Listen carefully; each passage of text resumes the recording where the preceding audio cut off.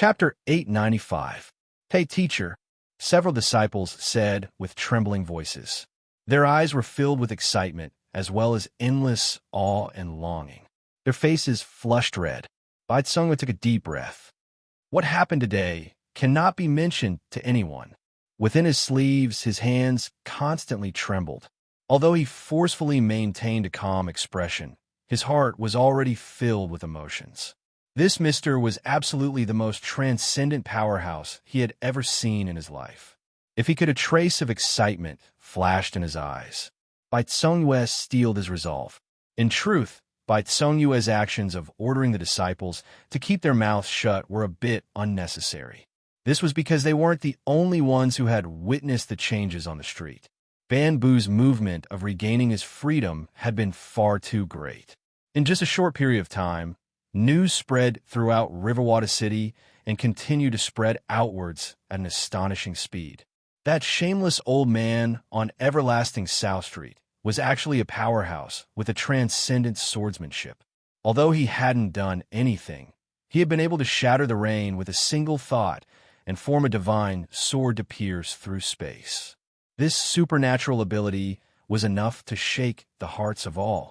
Many of the cultivators in the city that had mocked and even maliciously teased Bamboo now paled. They couldn't help but wonder if it was too late to move now. But right now, no one had the mind to care about what they were thinking. After everyone recovered from their shock and disbelief, they realized something. There was a peerless powerhouse lingering outside Riverwater City, and it seemed he wouldn't leave for some time. Could this be an opportunity? Soon, 800 miles outside the city, a common-looking hill was found. The aura there was isolated from the outside world, and it formed its own little world. No matter how the sun and moon revolved, it wouldn't be disturbed in the least. Everyone who saw this mountain would instinctively feel fear and boundless reverence. At this moment, there was no longer any doubt. Countless thoughts raced through everyone's hearts. Like waves slowly rising beneath the surface of a lake, they were just waiting for a turning point to erupt. Outside the city, on object beyond mountain, Chinyu had a calm expression. I've done everything I can. Now, all I need to do is wait patiently. He had used 3 seconds to come up with the name of the mountain. After all, he needed a profound name in order to match his current status. Across from him, Xiang Shui's eyes were sharp. She looked up and down. Chinyu, I never thought your acting skills would be so amazing.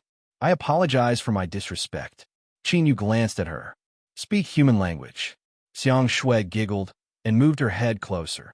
I'm just curious about how you're going to act after such a perfect start. Don't be careless and mess up the entire show. Otherwise, you'll end up in a miserable state. Chinyu's expression was calm. That's my problem. You just need to play your role well. Xiang Shui patted her chest. Don't worry about that. I've been an opium for so many years. I would have been killed a long time ago if my acting skills weren't up to standard. Chinyu glanced at her. Because of her movements, she was tumbling up and down. He coughed and stood up. I'm going to make my preparations. He took a step and left. Looking at his back, Xiang Shui narrowed her eyes. This kid's tricks are getting more and more difficult to figure out. I really want to see what tricks he's playing. What she didn't know was that Chinyu had already used similar methods in the past. Now he could do all of this with ease. Of course, in this world, only Chinyu could use such a method. If it were anyone else, they would definitely die a miserable death. That's right, on the day of the heavy rain at Riverwater City, the black-robed person who rescued Bamboo was Chinyu. Now, the opening was even more perfect than he had imagined. As long as he was a bit more careful, it would be a beautiful harvest season. Of course, taking a step back, even if something went wrong, Chinyu would still be prepared and able to escape unscathed. 10,000 miles away in Rock City, the city lord who wielded all authority received a report at the fastest speed possible.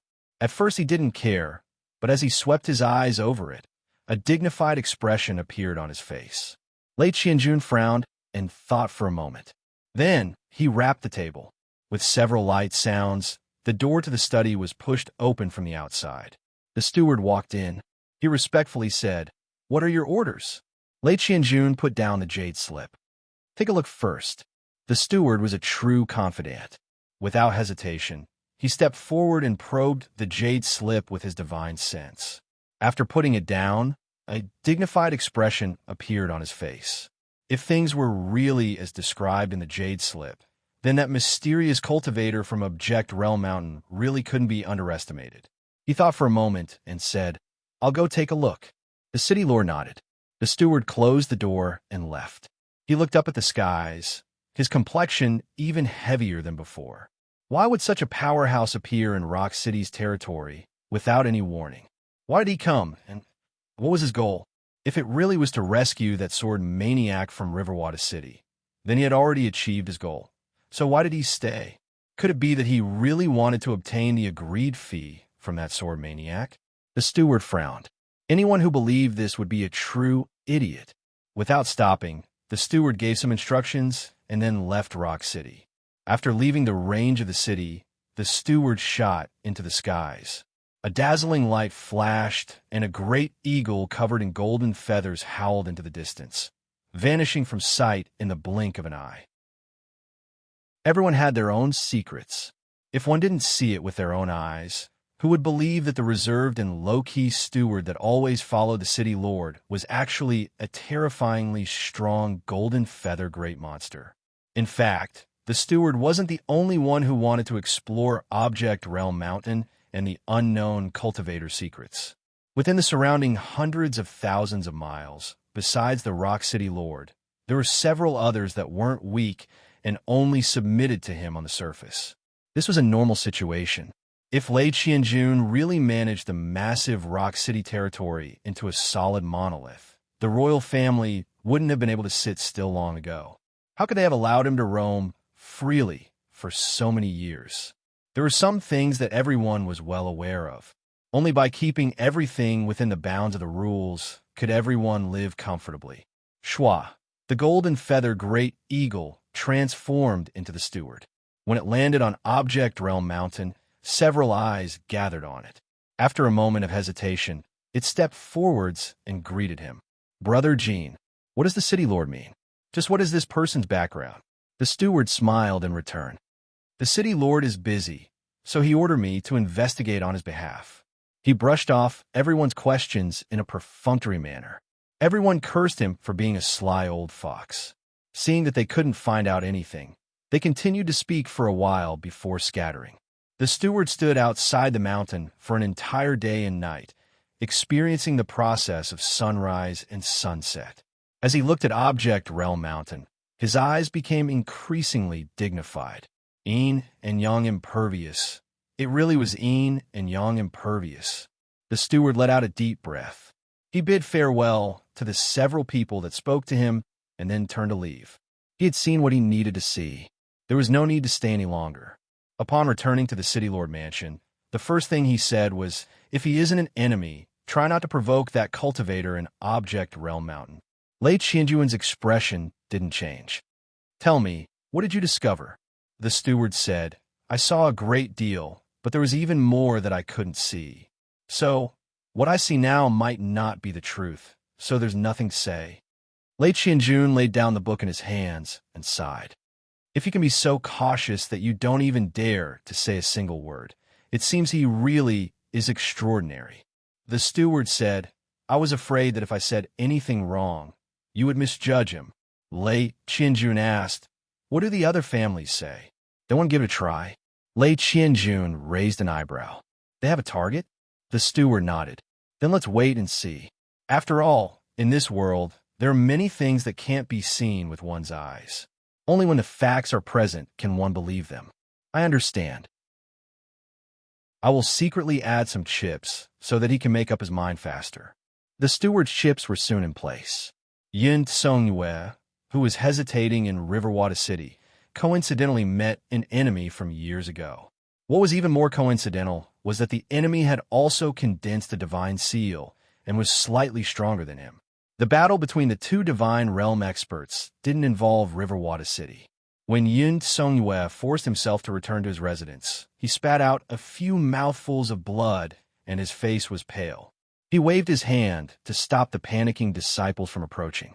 He sat down and regulated his breathing for a while before he managed to stabilize his internal injuries. "Teacher, how are you?" a favored disciple asked nervously. Yun Songyue sighed and murmured, "I knew that I had become a target, but I didn't expect them to be so impatient. It seems that the person in Beyond Objects Mountain has already made them feel apprehensive." He stood up and walked out. "I can't wait any longer. Otherwise, who knows what will happen next? You all stay here.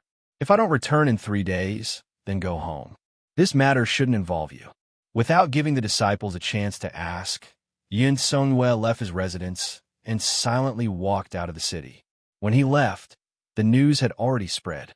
All eyes gathered on him at the same time. They all wanted to know which direction this matter would develop in. Even though he was injured, the divine realm was still the divine realm. Yin Songyue didn't spend too much time before he arrived outside Beyond Objects Mountain. He raised his head and looked at the stone tablet erected outside the mountain, Beyond Objects Mountain. No one is allowed to enter without permission. These words were very ordinary, but the more one looked at them, the more one could feel an indescribable pressure from them.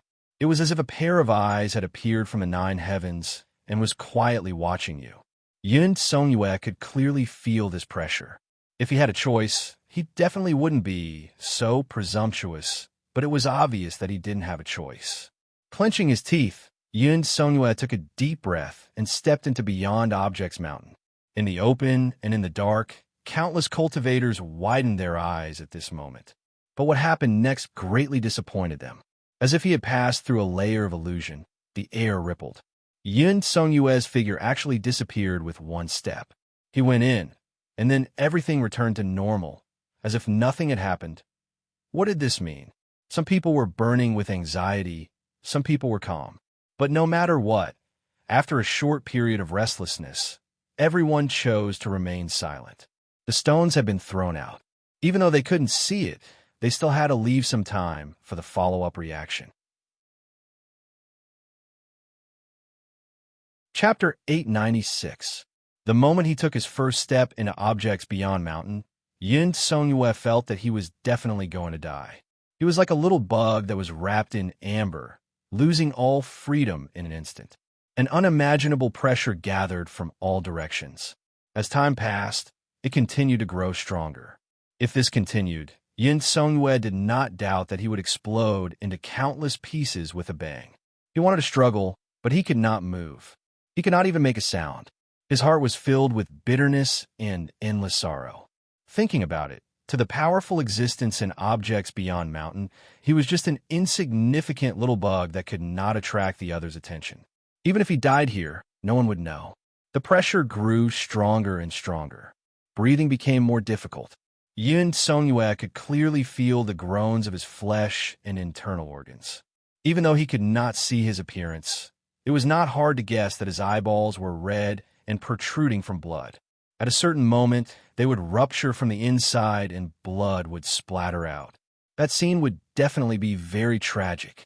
This feeling of helplessness, of being unable to do anything, of only waiting for death to arrive, was extremely torturous. Even with Yin Songyue's strong willpower, he could not help but tremble. Fear grew like a shadow that drilled out from the bottom of his heart and spread throughout his body. Was he going to die like this? While his consciousness was in a trance, Yin Songyue seemed to hear a soft sound of surprise. Then, the terrifying pressure around him relaxed a little. Like a fish on the brink of death that was suddenly thrown into a basin of water, Yin Songyue gasped for air, not daring to waste any time. He shouted with all his might, "Senior, spare me, spare me. Who are you?" The old voice sounded beside his ear. Yin Songyue did not have any extravagant hopes that he would be remembered. After all, to such a powerful existence, perhaps he was no different from a rock or a piece of rotten wood by the roadside. Yesterday in Water River City, Senior saved fellow Taoist Bamboo. So what? Can't you see the stone tablet outside the mountain? The old voice seemed calm, but Yin Songyue broke out in cold sweat. He knew that he did not have much time. If he could not change Elder's mind, he would not be able to escape death. His thoughts turned quickly. Yin Songyue clenched his teeth and said loudly, "I barged in today because I want to make a deal with you, Senior. You? Junior has suffered extremely heavy injuries, and I'm afraid I won't be able to live for long. If I can ask Senior for help, I might still have a chance of survival. Of course, it was I who was in the wrong today. Even if Senior were to kill me, I would not have a single word of complaint. But in this way, you won't get anything and will only waste your time and energy. The old voice sneered. You think you're a smart kid. The reason Chinyu encountered a problem of his soul carrying capacity being insufficient was absolutely related to the little blue lamp, so it was natural for him to order him around. You said that I only need to be responsible for bringing him here and leave the rest to you. So, it's time for you to make a move. Chinyu drew back to the side. The shadow of the sun trembled and a thought fluctuation sounded out in his mind. Since I promised you, I will naturally do it. But before that, I need you to use the sun-moon force field to wrap around this space. Chinyu nodded. With a thought, the sun-moon force field spread out, covering the entire thatched hut. Although it isn't perfect, it is indeed at a level that transcends the mortal world.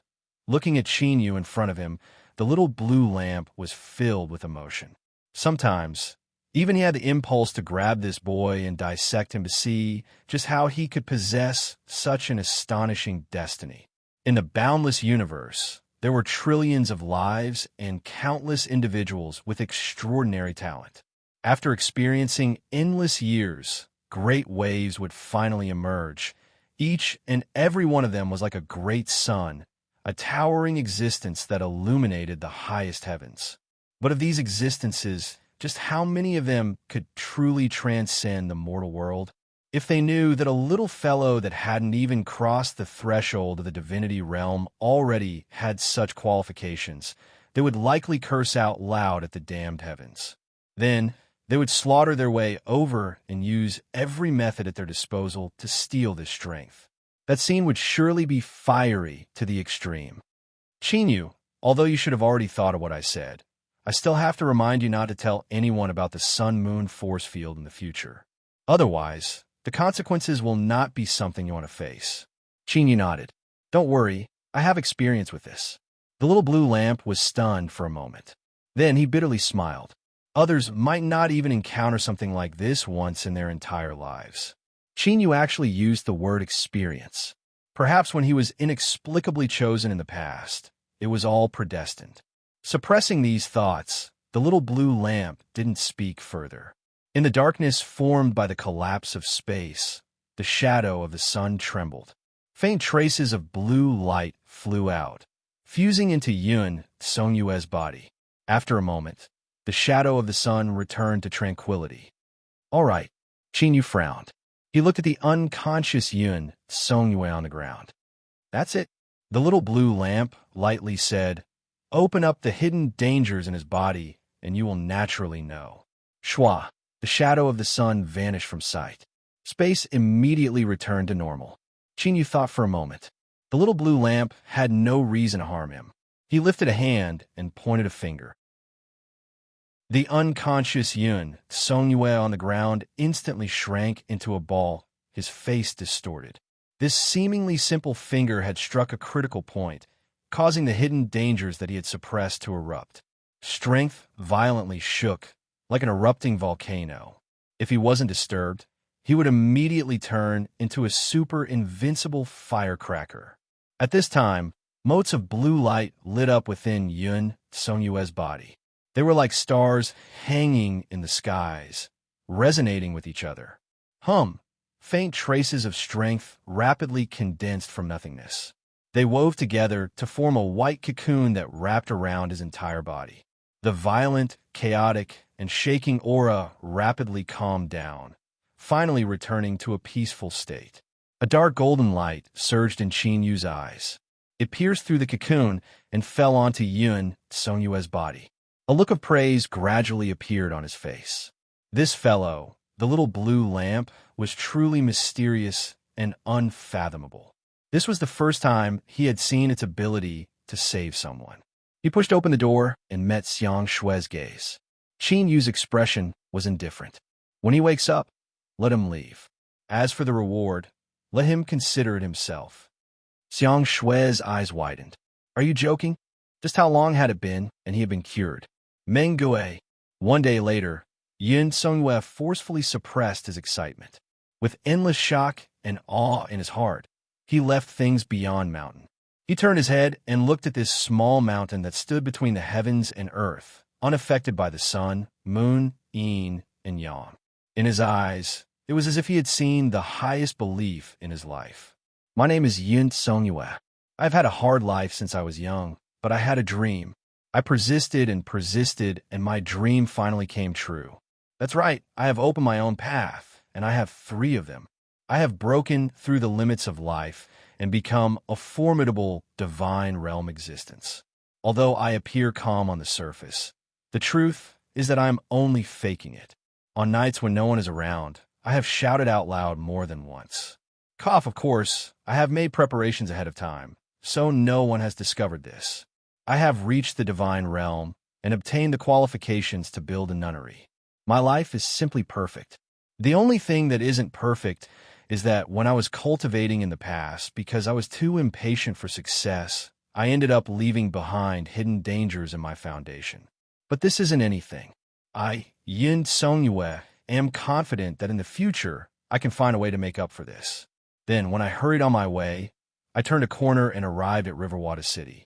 In the past, there was an old teacher here who gave me pointers.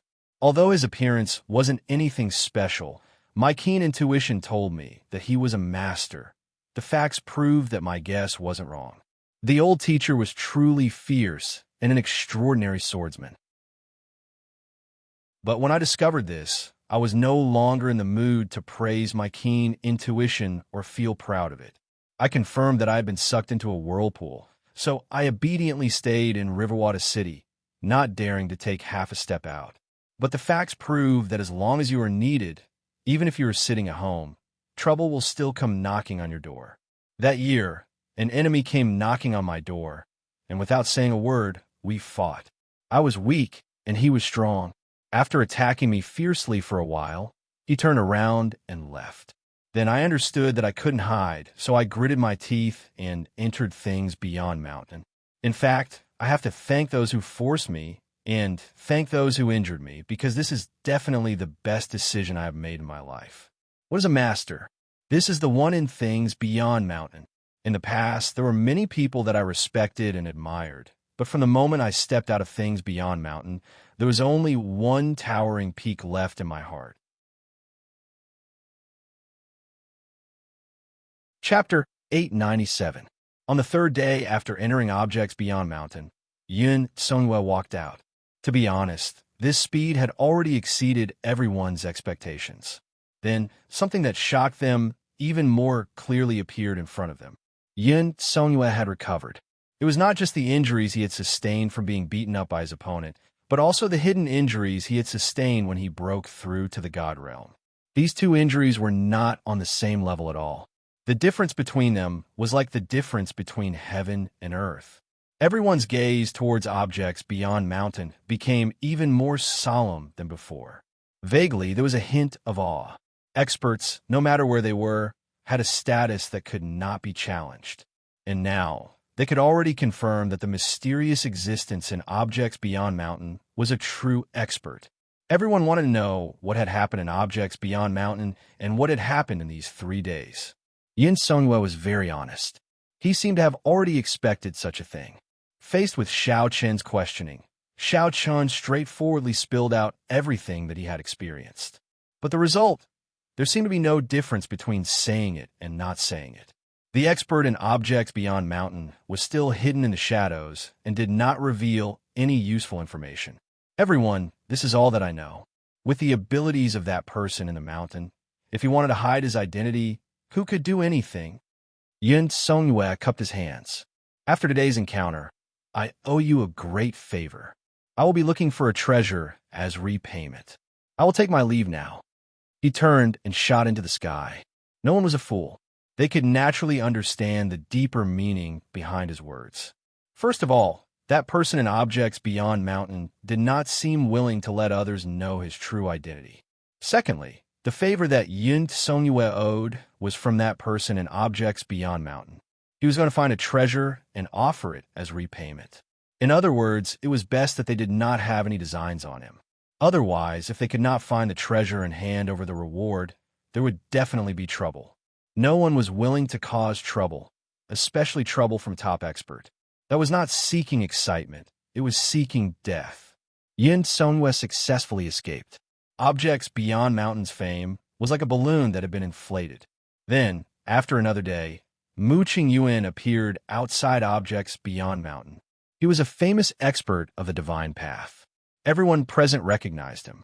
Not letting down everyone's expectant gazes, Mu Qingyuan took a deep breath and stepped into Objects Beyond Mountain. After another 3 days, Mu Qingyuan returned, laughing heartily. She turned and bowed deeply. Like a spark falling into a barrel of boiling oil, raging flames instantly soared to the heavens. Although he had only shown his face once, just this appearance alone was enough to suppress everyone else. Outside the mountains, several groups of cultivators in the crowd furrowed their brows and pondered for a long time. Then, they all bitterly smiled and suppressed their thoughts. Since that person in the mountains had no intention of making things difficult for Lei Qianjun, they couldn't use this opportunity to make a big fuss.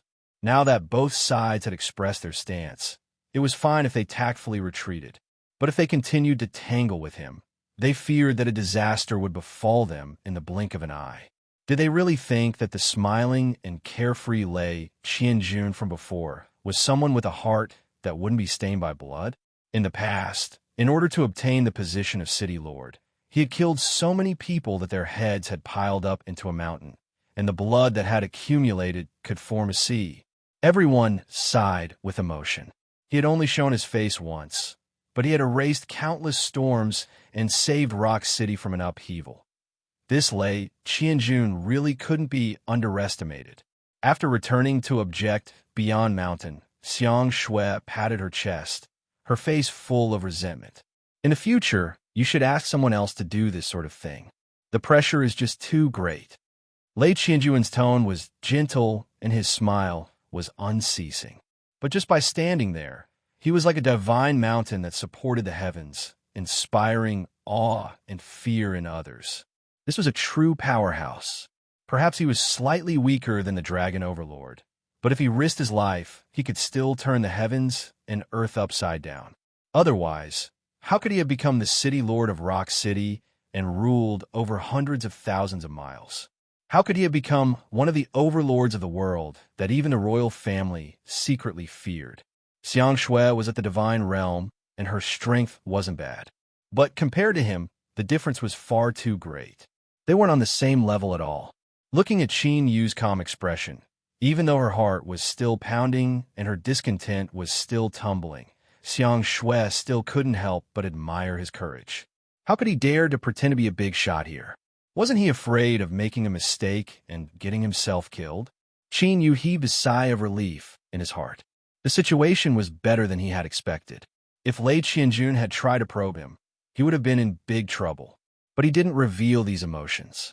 He smiled faintly and said, Lei Qianjun made this trip to increase his reputation and suppress the surging waves in the dark. It's not like we didn't gain anything. From today onwards, Object Beyond Mountain's transcendent position has been set. No one will dare to question it anymore. Regardless of whether it was true or false, with the city lord's endorsement, this was the truth. In the study, a few figures sat in silence. The atmosphere was heavy. After a long time, one of them let out a long sigh. Consider Lei Qianjun lucky this time. It's not luck. I always thought that his achievements today were because he was a step ahead of us in his early years. Today, it seems that the city lord is indeed a wonderful person. So what if he's a wonderful person? Anyone who blocks our path will only end in destruction. The person drinking tea at the master's seat behind the study table put down his teacup. With a light pah sound, the study immediately quieted down. I'm tired. Shu Hang, stay behind. You can all leave. Everyone stood up and bowed. Most of them secretly glanced at the young man, standing respectfully beside the table, their eyes filled with hatred and jealousy. The door opened and closed. Behind the table, Wu Zuqing sighed. He revealed a tired expression and softly said, "They've all left. Shu Hang, there is no need to stand on ceremony. Sit." "Thank you, Patriarch." Shu Hang turned around and sat down. His back was still ramrod straight, and he slightly lowered his head to show his respect. This was indeed a good opportunity. Unfortunately, before we could act, Lei Qianjun took drastic measures and cut off the source of our troubles. Wu Zuqing patted the armrest. He still handles matters as decisively as he did in the past, and his luck is truly good. Shu Hang said, "Patriarch, I actually think that this isn't a bad result for us." Oh, the background of the cultivator and object beyond mountain is still unknown. No one knows where he came from. If we borrow his hand to shake Rock City's position, we might be able to obtain some benefits for a while. But in the end, it might not be as we wish, and there might even be other troubles. Wu Zuqing pondered for a moment and slowly nodded. "What you say isn't unreasonable. Forget it. The chess pieces have already been placed anyway. It's just a few years earlier or a few years later. With a bit more buffer time, we can be more prepared." His eyes narrowed, revealing a sharp light. "How much time do you think we have?" Shu Hang said, 10 years at most, 5 years at least. Patriarch will be able to accomplish his greatest wish in one go. Lei Xiaoyu sat in front of the window, sulking. The more she didn't want to think about it, the more she couldn't shake off the image of that bad fellow. The more she sat, the angrier she became. The scenery in front of her caused her to become irritated. She slammed the window shut and threw herself onto the bed, hugging the pillow as she rolled around. "Scoundrel! Stinky bastard! Bastard!" Lei Xiaoyu jumped up and screamed at the top of her lungs. "Don't let me see you again, or I'll make you pay." Oh! The two maids standing guard outside the building glanced at each other helplessly. The young miss had really gone crazy recently. They were also curious. Just what kind of man was he that the young miss couldn't forget about him? As they were thinking, there was the sound of footsteps. The two maids looked up and smiled. "Big Sister Qing Rong, you came just in time. The young miss is in a fit of anger, and we don't dare to go in. We are waiting for you to rescue us." Qing Rong glared at them. "You are the smart ones. Who doesn't know that Big Sister is the most spoiled? The young miss has grown up with you, but she has never treated you as a servant," the maid said as she pushed open the door. Qing Rong paused for a moment. Then she smiled. "I'm not in the mood to talk nonsense with you. The kitchen has just finished cooking some longevity porridge. I will send it in while it's hot and watch the young miss finish it." She stepped into the building. She glanced around the familiar environment and rolled her eyes several times. Then she walked up the stairs. She turned around the exquisite and gorgeous staircase and lifted the jade bead curtain. Qing Rong looked up, revealing a wide smile. "Miss, it's time for you to drink the porridge." The young miss of the City Lord Mansion had a weak body since she was a child. She needed to cook longevity porridge with precious ingredients to slowly nourish her body. This was a matter that everyone in the mansion knew about. This should have been a common occurrence day after day. But no one knew that the kitchen maid who had carefully prepared this porridge was now freshening up and smiling at herself in the mirror. Then she tilted her head back and drank the poison in the bottle. This poison was colorless and tasteless. A single drop was enough to become a marquis. Pa! The clear white jade bowl fell to the ground and rolled into the distance. Lei Xiaoyu clutched her aching stomach, her eyebrows tightly furrowed together. "Why?" Qing Rong said in a soft voice. "Because many years ago, all of my loved ones died under your father's hands. The youngest was my little brother who was less than 3 months old. Because of the words, 'cut the weeds by the roots,' his little body was pierced through by a spear. Does the young miss know of these matters? What you don't know is that I witnessed this scene with my own eyes in the past, and I have never forgotten it." Lei Xiaoyu began to vomit blood, small mouthfuls at a time. The blood was pitch black, but strangely emitted a sweet fragrance. As it fell to the ground, it automatically shrank, condensing into black beads. They were like black pearls that could be found in the deep sea, each one reflecting her pale face. I sympathize with your experience, but I will not apologize if my father didn't kill. He would have been killed. If so, then everything you experienced might have been my experience. Qing Rong nodded. Of course, the young miss does not need to apologize, and I do not need your apologies. To be able to accompany you to the Yellow Springs is already enough for me. Bang! The window instantly shattered. Wooden fragments howled out, filled with a terrifying strength. They instantly pierced through Qing Rong's body, turning her into countless pieces. The steward fell to the ground, his complexion pale. Lei Xiaoyu squeezed out a smile. Uncle Jean! She fell backwards, falling unconscious.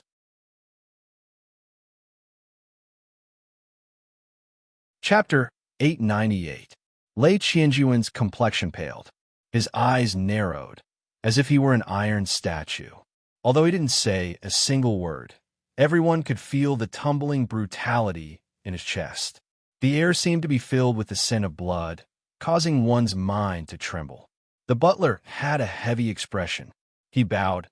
It was my lack of consideration that caused something to happen to the miss. City Lord, please punish me. Lei Qianjun glanced at him, not speaking. At this time, the door was pushed open from within, and the ruddy Gu Yinyuan walked out with a medicine box on his back. He met Lei Qianjuan's eyes and gently shook his head. City Lord, your daughter's old illness has yet to recover, and today she has been attacked by a strange poison. There is nothing I can do to save her. Please forgive me for being powerless. The butler trembled. Blood flowed out from his nose and mouth, and his complexion paled. Drip, drip, beads of blood fell to the ground, seeming to weigh tens of thousands of pounds. They smashed through the ground, leaving behind circular holes. Lei Qianjun was silent for several breaths of time. He slowly said, Mr. Gu is a divine doctor and has the ability to revive the dead. I believe that Mr. will definitely find a way to save my daughter. If my daughter can survive this calamity, I will surely offer generous gifts to thank Mr. for your great kindness. Gu Yinyuan looked at the butler, and his eyebrows trembled. He took a deep breath and bowed. Since the city lord thinks so highly of me, I will try again. But this method is a bit dangerous, and I'm not sure how effective it will be. Lei Qianjun cupped his hands together. I'll have to trouble Mr. Half a day later, Gu Yinyuan's complexion was deathly pale. He walked out of his room once more. His face was covered in wrinkles and dark spots, and it was filled with the aura of decay. The miss will be fine for 10 days. After saying this, Mr. Gu, who was renowned for his divine medical skills, was helped away. He had already done his best, and had even paid the price of several hundred years of his life. To use several hundred years to save 10 days of life, if it weren't for the City Lord Mansion's strength and status, it would have been impossible. Lei Qianjun stood up without expression. He dismissed all the maids and stood in front of the bed. Looking at his daughter's pale complexion, his eyebrows slowly furrowed. Like a folded mountain range, he revealed an endless heaviness. After a long time, he let out a breath and said in a soft voice, Xiaoyu, don't be afraid. Father won't let you go. I will definitely save you. He turned around and walked out the door, glancing at the housekeeper who was still weeping blood. Send a message to the 13 city lords. Rock City is willing to show our sincerity to anyone who can save Xiaoyu's life. The steward turned and left. Moments later, the news spread in all directions. The 13 city lords of Rock City all received the message. Some were worried, some were happy, and some were eager to try. But no matter what their true intentions were, not long after they received the letter from Pengqing City, a group of people from each of the 13 cities rushed to Pengqing City with solemn expressions. Inside the Flood Dragon carriage, Wu Zuqing frowned slightly as countless thoughts flashed through his mind. He had already ascertained that the assassination attempt on Lei Xiaoyu was not a trap set up by Shenzhen City. Who did this? The other party must have sent something. Otherwise, they wouldn't have used Lei Xiaoyu as a breakthrough point. After all, no matter how noble her identity was, she was still just a daughter. She was far from qualified to become the new ruler of Pengqing City. He hated this kind of passive situation where everything was out of his control. Xu Heng, who was standing opposite him, hesitated for a moment before slowly saying, "Patriarch, no matter what the goal of the person behind this is, we need to prepare ahead of time." Wu Zuqing's eyes flashed, and he nodded. "I know what to do. If Lei Xiaoyu really died, time would be tight." Fortunately, they weren't prepared, and Pengcheng City was also caught off guard. However, with another force in the dark, they had to be more cautious. Otherwise, if they weren't careful, they would fall into a trap. Soon, Pengcheng City came into sight. After confirming their identities, the Flood Dragon carriage flew straight to the city lord's residence. "Greetings, Patriarch Wu. The city lord is waiting. Please follow me." A Lei family expert cupped his hands and bowed before turning around to lead the way. When Wu Zuqing arrived, most of the representatives from the 13 families had already arrived.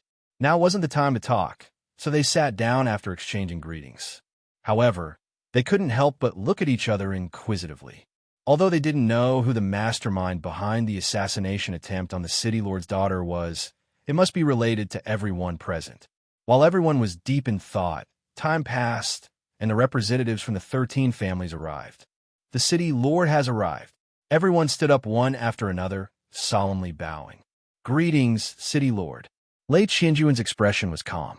"Today, I have troubled all my colleagues to come here because of my daughter. It is indeed a bit rude. After this matter is over, I will definitely find an opportunity to apologize to all of you. The city lord is too serious. We have watched Xiaoyu grow up and are all her elders. Even if the city lord didn't summon us, we would still have come to visit. For something like this to happen, all of us are furious. We will do our best to assist the city lord and find the true culprit." Lei Qianjun nodded slightly at everyone's expressions. Everyone is thoughtful. "It won't be too late to apprehend the culprit later. My daughter's situation is critical, so I won't beat around the bush." His eyes swept over everyone present. "Mr. Gu Yinyuan has taken action and temporarily stabilized Xiaoyu's situation. I wonder if anyone here can help my daughter? As I said in my previous letter, I am willing to pay sufficient compensation. I will not disappoint you." Everyone was mentally prepared. Moreover, how could they refuse Lei Qianjun when he had already said this?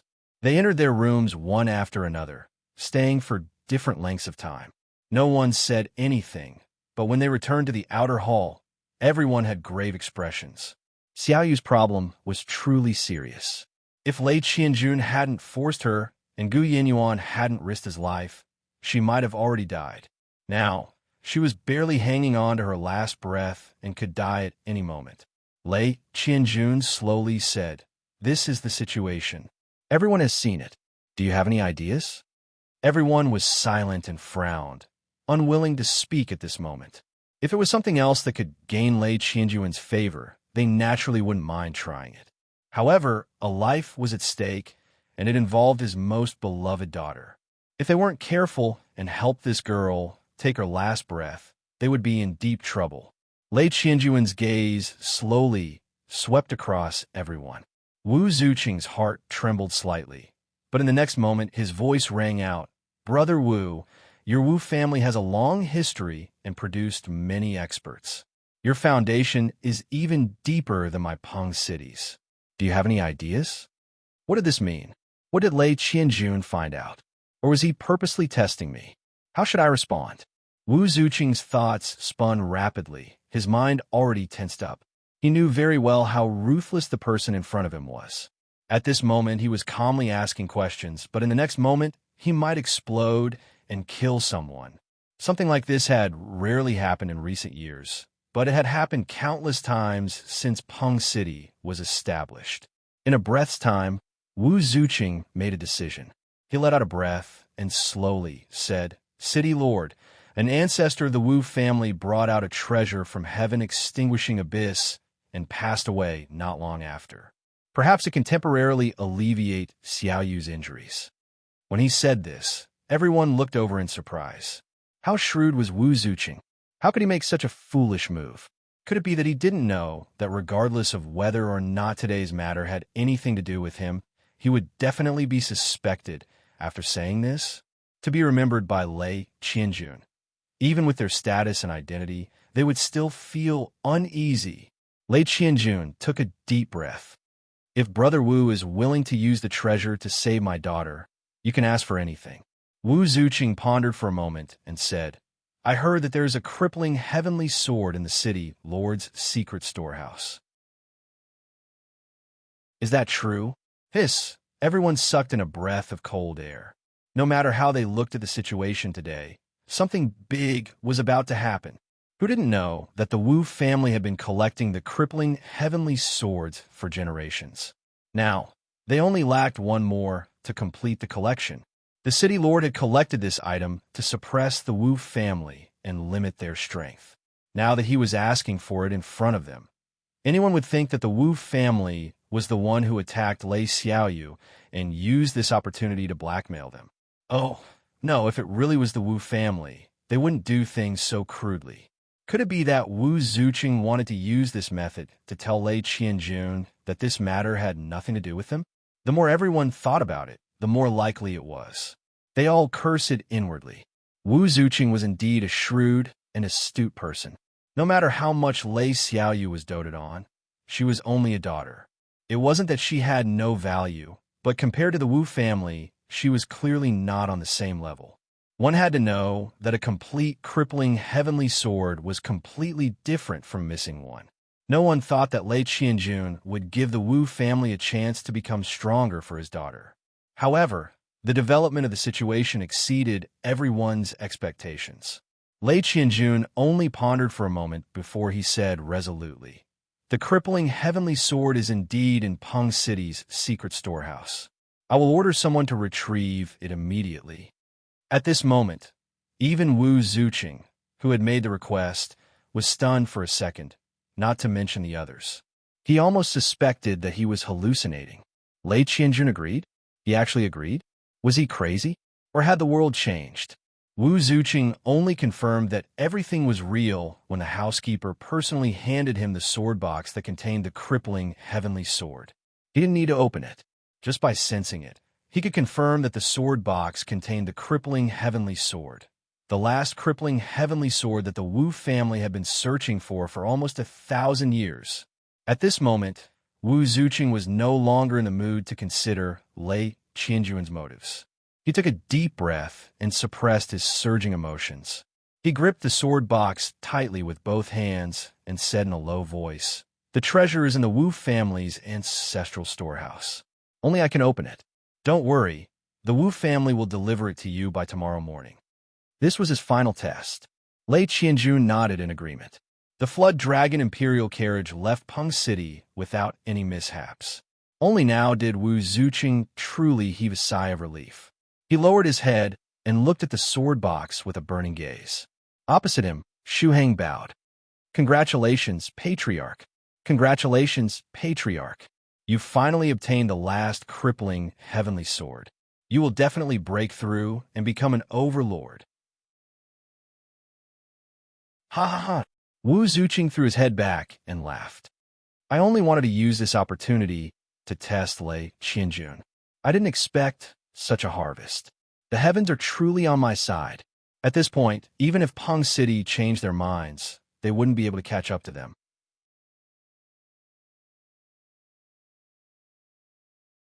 Chapter 899. Wu Zuqing returned to the Wu clan and immediately summoned the clan's experts. After several tests and confirming that the broken heavenly sword wasn't tampered with, he immediately began to comprehend it.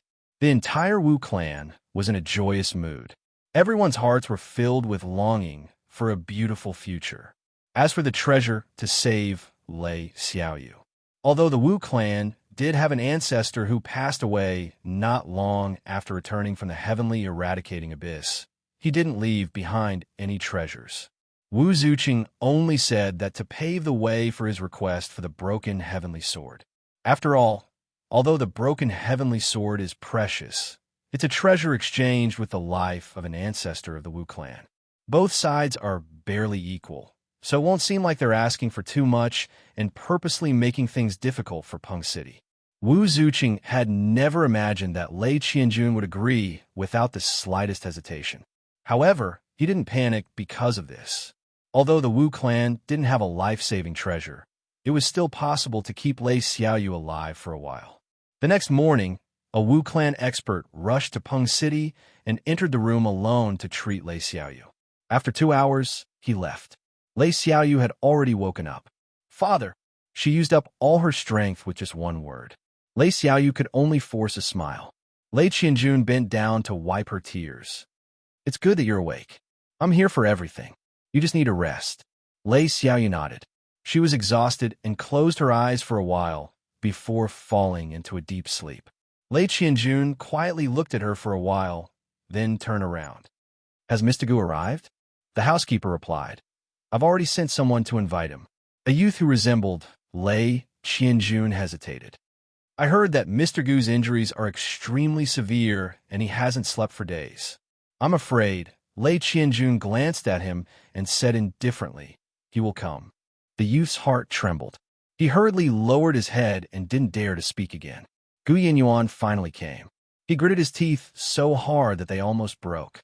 However, the situation was against his will, so he had to force a smile. "Congratulations, City Lord. Mrs. Injuries have basically stabilized. I can't guarantee anything more, but it should be fine for a year or so." After ordering people to send Gu Yinyuan off, Lei Qianjun glanced at his eldest son and slowly said, "I will be leaving for a period of time in the near future. During this period, you will be in charge of Peng City on my behalf. If you are unable to make a decision, you can discuss it with the uncles in the clan." Lei Jinyun's eyes widened. Although he knew he shouldn't reveal any happiness in this situation, he still found it hard to suppress the excitement in his heart. He bowed. "Father, rest assured that your son will be careful and not let you down." A trace of disappointment appeared in Lei Qianjun's eyes as he watched him leave with light footsteps. He turned to look at the housekeeper and said, "This son of mine has great ambitions but little talent. He might be able to defend the city, but how can he protect the great foundation of Pengcheng City with just the word defend?" It was fine to listen to this kind of topic, but the butler would not say a word more. Lei Qianjun obviously didn't need it either. The housekeeper was discussing this matter with him. His eyes flickered slightly as he said, "In 2 days, when Xiaoyu's condition has improved a little, you will follow me and bring her to Beyond Objects Mountain. Since there are people who are so eager for me to go, I will naturally not disappoint them." The butler bowed.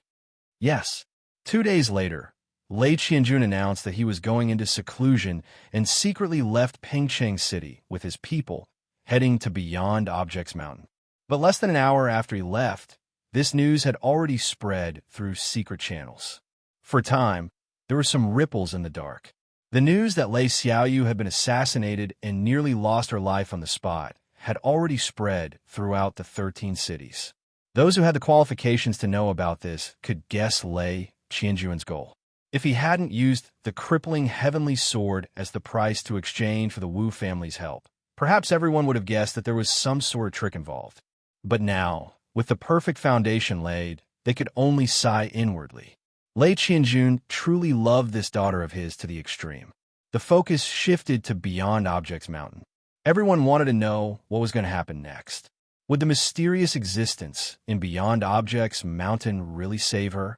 After all, even Gu Yinyuan had said that Lei Xiaoyu's injuries were beyond saving.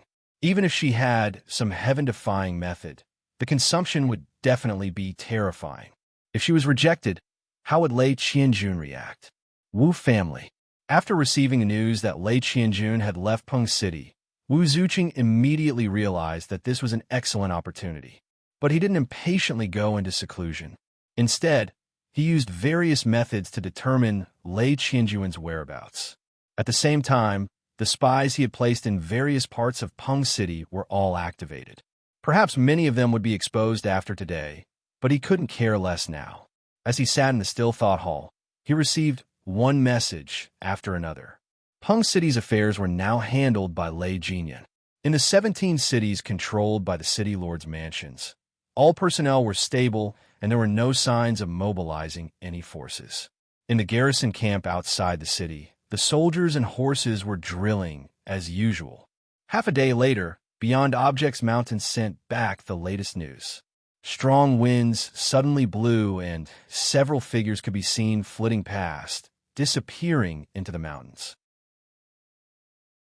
Along with the news, there was a jade slip that had a rubbing scene. Strong winds blew, and sand covered the sky. Several figures were faintly discernible. Wu Zuqing carefully looked at it and handed the jade slip to an old man with his eyes closed. "Great uncle, I'll have to trouble you." The old man opened his eyes, his face expressionless. "If we can repair the broken heaven sword, the Wu family will prosper. I didn't do this for you." He glanced out the window and took the jade slip, placing it between his eyebrows.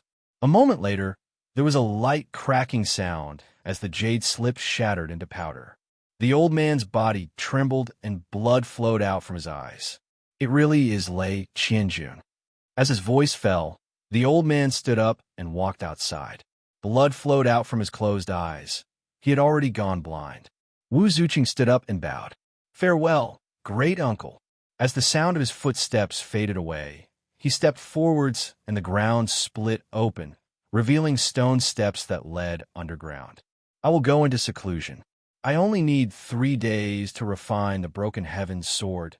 During this time, no matter what happens, no one is allowed to disturb me." Qin Yu never imagined that Lei Qianjun would return.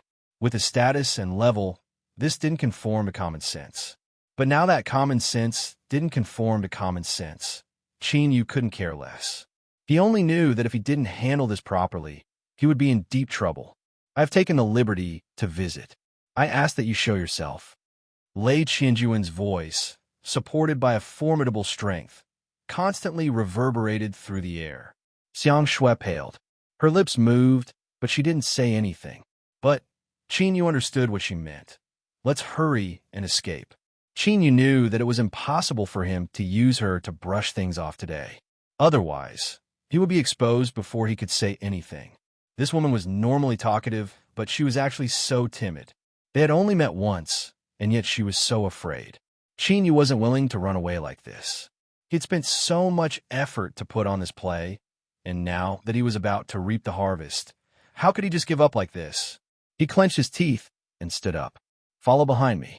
I don't need you to say anything today. Just don't let your legs go soft." Xiang Shui hesitated. "How about I stay here and wait for you?" Qin Yu was so angry that he almost laughed. "You're now a maid. If you don't follow me and pour me tea, do you want me to do it myself?" Qin Yu wasn't in the mood to bicker with her. He lowered his voice and said, "If you want to stay here, that's fine. But if you run far away and I can't take care of you, then good luck." Xiang Shui didn't speak any more nonsense. With a thought, a black robe automatically appeared, covering his entire body. Qin Yu suppressed all his thoughts and nodded. He looked at the origin spirit mark in his palm, finally feeling a bit more confident. With a flick of his sleeves, the array formation fluctuated and the two of them vanished from sight. Lei Qianjun's eyes swept around. Although his expression was calm, his heart was tumbling with tumultuous waves. Everything around him seemed normal at first, but when he looked at it again, it was different. It was like a rippling surface of water, constantly changing at every moment. Every moment was independent and different. Standing on the outside, this thing's beyond mountain was incomparably mystical. It was independent of yin and yang, unaffected by the changes of the sun and moon. But once one entered, one would discover its true mysteries. Suddenly, Lei Qianjun's complexion changed. He turned around and saw a black-robed figure quietly standing there. Behind him was a woman. She was the divine realm maid he had seen that day. When had these two people appeared? He hadn't even sensed them. Lei Qianjun took a deep breath, and his heart became even more dignified. He took a step forwards, but before he could speak, an old voice sounded out from beneath the black robe. "Rock City Master, I originally had no intention of interacting with you. Why did you come to my things beyond mountain and disturb my peace?" Qin Yu had already understood just now that this was the first time they met. No matter what, he couldn't reveal the slightest weakness. Instead, he had to display a certain toughness. And this was more in line with the identity he was currently playing. Lei Qianjun cupped his hands together. I came here because I had no other choice. I ask that you understand. His eyes fell on the black robe, and his eyebrows furrowed imperceptibly. He couldn't say why, but he felt that something was wrong. His eyes flashed. Lei Qianjun found the crux of the problem. It was a feeling of incompatibility. The two people in front of him didn't seem to fit in with where they were. At first glance, even though he only saw their backs, Qinyu understood why Xiang Shui feared Lei Qianjun so much. Killing intent. There was an indescribable amount of it. It was as thick and viscous as viscous liquid, nearly tangible as it wrapped around his body. As he looked down, he could hear countless mournful wails in his ears, filled with despair and resentment at the end of their lives. Qinyu had the ability to see through the surface and see through the essence. He could determine that all of this killing intent was accumulated bit by bit in the process of slaughter. At such a scale, there were likely trillions of lives that had died under Lei Qianjun's hands. This was a true butcher. Killing intent was invisible and intangible, but it had already seeped into his flesh and blood and soul. This caused Lei Qianjun's every movement to exude an intimidating aura that caused one to instinctively feel fear. At this time, although Lei Qianjun was only slightly frowning, in Qinyu's eyes, the monstrous killing intent around his body was like a raging sea that would erupt at any moment. Not good. Although Qinyu didn't know what the problem was, it was clear that Lei Qianjun had sensed that something was wrong. Without much time to think, Qinyu took a step forward. The origin spirit mark in his palm flashed, and a trace of majesty broke out from his body. In the next moment, his mind quickly calmed down. The violent killing intent around Lei Qianjun in front of him also seemed to become normal. This was because at this moment, through the origin spirit mark, Qinyu not only borrowed the power of the origin spirit, but also the vision of an original God realm expert. City Lord Lei, what do you want to do?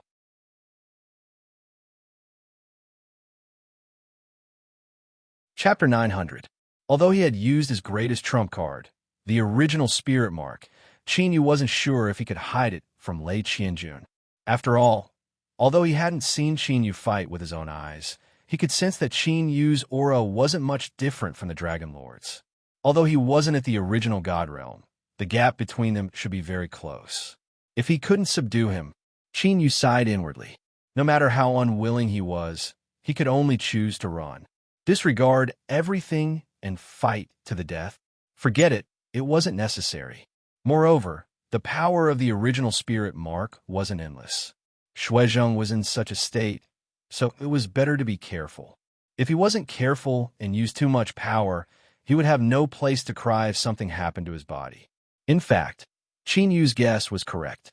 Although the ordinary original spirit mark was a strong deterrent, Lei Qianjun could resist it with his strength. When the time came, he would be able to judge Qinyu's real situation and expose his profound tricks. The wonderful thing was that the original spirit mark in Qinyu's palm had a real, original god sleeping. Therefore, Lei Qianjun could feel that the person in front of him was a real heaven master who could sweep across the world. Although Qinyu's aura seemed to have a little problem, a giant was still a giant. He could crush Lei Qianjun's body with a casual strike. His path of the God realm was reaching the peak day by day. He could faintly feel the majesty of a higher level. It was like comparing a lake to an ocean. They couldn't be mentioned in the same breath. Original God. It was an original God. At this moment, Lei Qianjun couldn't help but be absent-minded. Originally, he thought that the person in Beyond Objects Mountain was a character at the peak of the divine path. His misjudgment was like the difference between heaven and earth. This kind of character who stood at the peak of the world, who could change the color of the sun and moon with a wave of his hand. Why would he appear in Peng City? Lei Qianjun subconsciously asked himself. He then forced a smile. Not to mention anything else, he was sure that his previous guesses were just a joke. An original God realm expert was enough to move unhindered in the world. Even the royal family had to treat him with respect. He wouldn't put a small Peng city in his eyes. Lei Qianjun hurriedly recalled the entire process of their encounter. He was sure that he hadn't offended Peng City. Fortunately, he didn't act rashly. Otherwise, if he offended an original God Realm expert, the consequences would be unimaginable. Taking a deep breath, Lei Qianjun bowed respectfully. Qianjun of Peng City, I do not know Senior's identity. If I have offended you in any way, please forgive me. At this moment, not to mention the other experts from the City Lord's mansion, even the steward, who had always been shrewd and expressionless, couldn't help but widen his eyes in shock. Even when facing the envoy that came from the imperial city, the City Lord treated him as an equal. When had he ever been so fearful and fearful? That's right, he was fearful and fearful. They could feel the uneasiness of the City Lord right now. Senior, to be able to make the City Lord act like this, and to address him in such a manner, there was only one possibility. Original God. As soon as this thought popped up in their minds, the butler and the others held their breaths. They subconsciously bent their backs and pressed their shoulders against the wall. At this moment, the air was filled with a suffocating pressure. Xiang Shui was dumbfounded. She looked at Lei Qianjun, who was doing his best to retract his aura and become as docile as a kitten. No matter what, she could not connect him to his previous image. In truth, even though Xiang Shui was incomparably afraid of Lei Qianjun, his image was exactly the type that she liked the most. Powerful, dignified, cold, he possessed endless authority, and he could look down on all others with disdain. But such a lion king, like man, hadn't even said 2 words before he had been dealt with in a single exchange. Xiang Shui groaned inwardly. She looked up at Qinyu. Just who was this boy? How could he have such fierce tricks up his sleeve? Qinyu was also a bit stunned, but because he was hidden in his black robes, it wasn't obvious at all. Although he was confused, it was clear that this insufferably arrogant Lei Qianjun had been thoroughly shaken. That was good. She had to hurry and force him to retreat. Then, they wouldn't interfere with each other, and they could move on from this. But before Qinyu could speak, Lei Qianjun was the first to speak. Senior, my daughter encountered a great calamity when she was young. She luckily didn't die, but her foundation was damaged. A few days ago, she was attacked by a strange poison and her life is hanging by a thread. I heard that Senior is currently collecting treasures that can enhance the soul. As long as you save her, Qianjun is willing to offer them all to you. Light flashed, and a massive number of jade boxes appeared on the ground. They opened on their own, revealing the items sealed within. Immediately, brilliant colors surged in the air, and all sorts of intoxicating auras wove together. Just taking a breath was enough to shake one's spirit and cause one's soul to instinctively give birth to an endless desire. Qin, you couldn't say the words that were at the tip of his tongue. During this period of time, he had gone through intensive training and gained a greater understanding of soul treasures. Putting aside what he didn't recognize, every item in the jade box was a peak treasure. He silently calculated. If he could complete this transaction today, then Qin, you wouldn't need to continue playing tricks. He would just pack up and leave beyond Things Mountain. He would return to Riverwater City and go into seclusion. Seeing the black-robed man remain silent, Lei Qianjun didn't dare to believe that Qin Yu had been knocked unconscious by a great gift that had fallen from the heavens. He just couldn't help but sigh. An original god was indeed an original god. What he thought was a precious gift, yet this person didn't even care about it. He hesitated for a moment before saying, "Of course, if Senior is not satisfied, there's still some treasures in Rock City's secret storehouse. Qianjun can offer them up with both hands." No. If Lei Qianjun continued speaking like this, Qin Yu feared he would have a nosebleed. With a light cough, the black-robed man swept his eyes over the group from Rock City. He subconsciously stood up straighter. I can give it a try, but the problem with this girl isn't small. Whether or not she can survive will depend on her luck. Lei Qianjun was overjoyed. Thank you, Senior. He truly doted on his only daughter. If he could save her life, he wouldn't hesitate even if he had to spend more resources. The steward respectfully placed a soft couch on the ground with two lay family masters. The light that wrapped around Lei Xiaoyu scattered, revealing a pale Lei Xiaoyu leaning against the couch. She had clearly been awake for some time and had seen everything that had occurred. At this time, besides awe, her eyes were also filled with longing and expectation. If one could live on, no one would be willing to die. Moreover, this was a little girl who had yet to experience the world. Her life should have just begun. It was her. Qin Yu was startled. At first he feared Lei Qianjun, but then he was knocked unconscious by the treasure. For a moment he didn't realize it was this little girl. She was Lei Qianjun's daughter? Xiaoyu, why haven't you bowed as senior yet? If you can survive, you must remember this great debt of saving your life. Lei Qianjun shouted out. Lei Xiaoyu struggled to bow. Thank you, senior, for saving me. Qin Yu glanced at her. You stay here. Without permission, you are not allowed to casually walk around. As he spoke, he glanced at Xiang Shui. It was unknown what this woman was thinking, but she seemed to be in a daze. Cough. Hearing this reminder, Xiang Shui regained her composure. She followed Qin Yu's gaze and steadied her mind. She stepped forwards and put away the jade boxes on the ground. Every time she took one, her heart would shiver. Then, she began to calculate. For better or worse, she was a participant in the plan. Although she hadn't done much, she had still been scared into a miserable state by Lei Qianjun. I don't want 50%, 40%, or even 30%. It shouldn't be too much to give me 1 or 2, right? The air rippled, wrapping around Qin Yu, Xiang Shui, and Lei Xiaoyu. They vanished from sight. The butler glanced around and said tentatively, Master, this is Lei Qianjun nodded slowly. Original God Realm. An extremely powerful original God Realm expert. Although he had touched the peak of God Realm, it seemed like there was only a thin line between them. However, this thin line was like the distance between heaven and earth. Lei Qianjun had been arrogant his whole life. He had never admitted defeat. However, he wasn't sure if he could break through to the original God Realm. Perhaps this was a chance. If he could rope in this man from things beyond mountains, his position in the heavenly Chu Empire would be as stable as Mount Tai. Lei Qianjun was a qualified father. He loved his daughter a lot.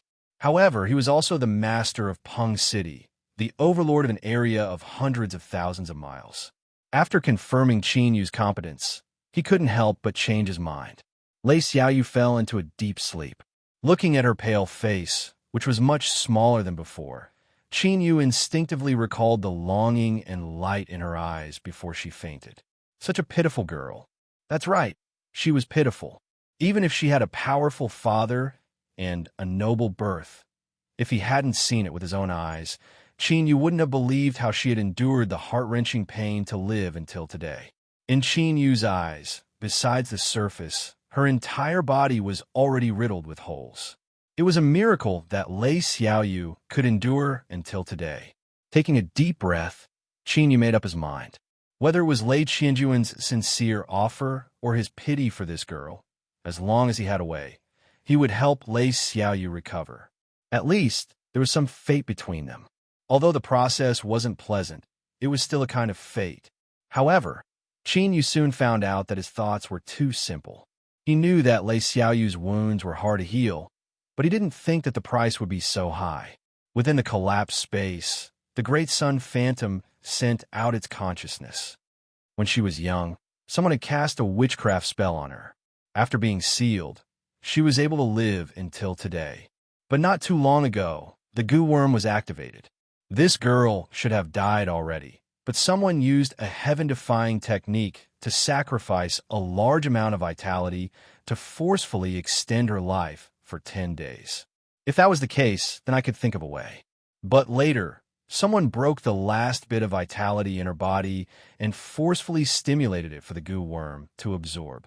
For now, she can hold on for around half a year, but it also completely cut off her path of survival. Qin Yu frowned. Is there really no way? The little blue lamp paused. There is. The first method is to find the corpse of an original God Realm expert and refine its blood essence for the goo worm to swallow. Once the goo worm finishes its evolution, not only can she escape this hopeless situation, but her strength will also increase. Chinyu shook his head. What kind of joke was this? Not to mention whether or not there were corpses of original God Realm experts in this world. Even if there were, with his small arms and legs, if he dared to do anything, he would be smashed into pieces. Being able to subdue Lei Qianjun was already a great stroke of luck. Chinyu had never thought that playing tricks was a long-term path. There's another method. I can use my Xiantian strength to reconstruct her body and soul, and then forcefully extract the goo worm. But this will consume a great deal of energy. The small world I am creating might collapse because of too much Xiantian strength, and I will fall into a deep slumber. Chinyu fell silent. He looked at Lei Xiaoyu's pale face, and after struggling for a bit, he inwardly apologized. Although he had many cards in his hand, and even the sun and moon force field that shook the little blue lamp, Chinyu never doubted that the little blue lamp was his greatest support. It was the boat that would help him cross the long river of cultivation and reach the final shore. This price was too great, so great that Chinyu couldn't accept it. This price was far too great, so great that Chinyu was unable to accept it. He could save Lei Xiaoyu, but he couldn't. The little blue lamp seemed to sense his fluctuating mood. It suddenly said, "You don't need to feel guilty. Even if you decide to save her, I will still refuse." Chinyu forced a smile. "I don't feel guilty. I have only met her several times, and we can't even be considered friends. I won't recklessly disregard everything because of a moment of soft-heartedness. Forget it. I've already made up my mind, so there's no point in saying more. If I can't save her, then can I make sure she doesn't suffer and walk the final path of her life?"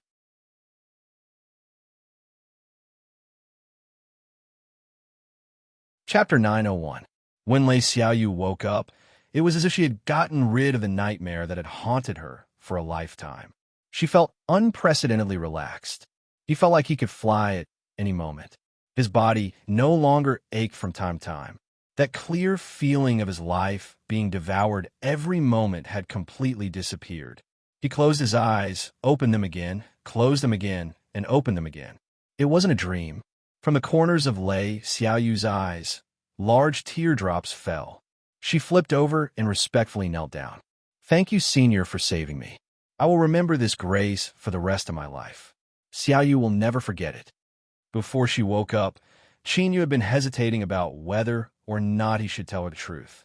But as he saw the heartfelt smile on Lei Xiaoyu's face, he sighed inwardly and finally made his decision. "You have just recovered from your injuries, so you need to recuperate even more.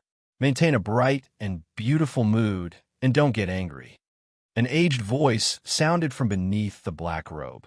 Lei Xiaoyu was slightly stunned. It was not only because of these words, but also because she actually felt a trace of warmth from the other party's eyes. The senior, who had always been cold to his father, was actually such a person?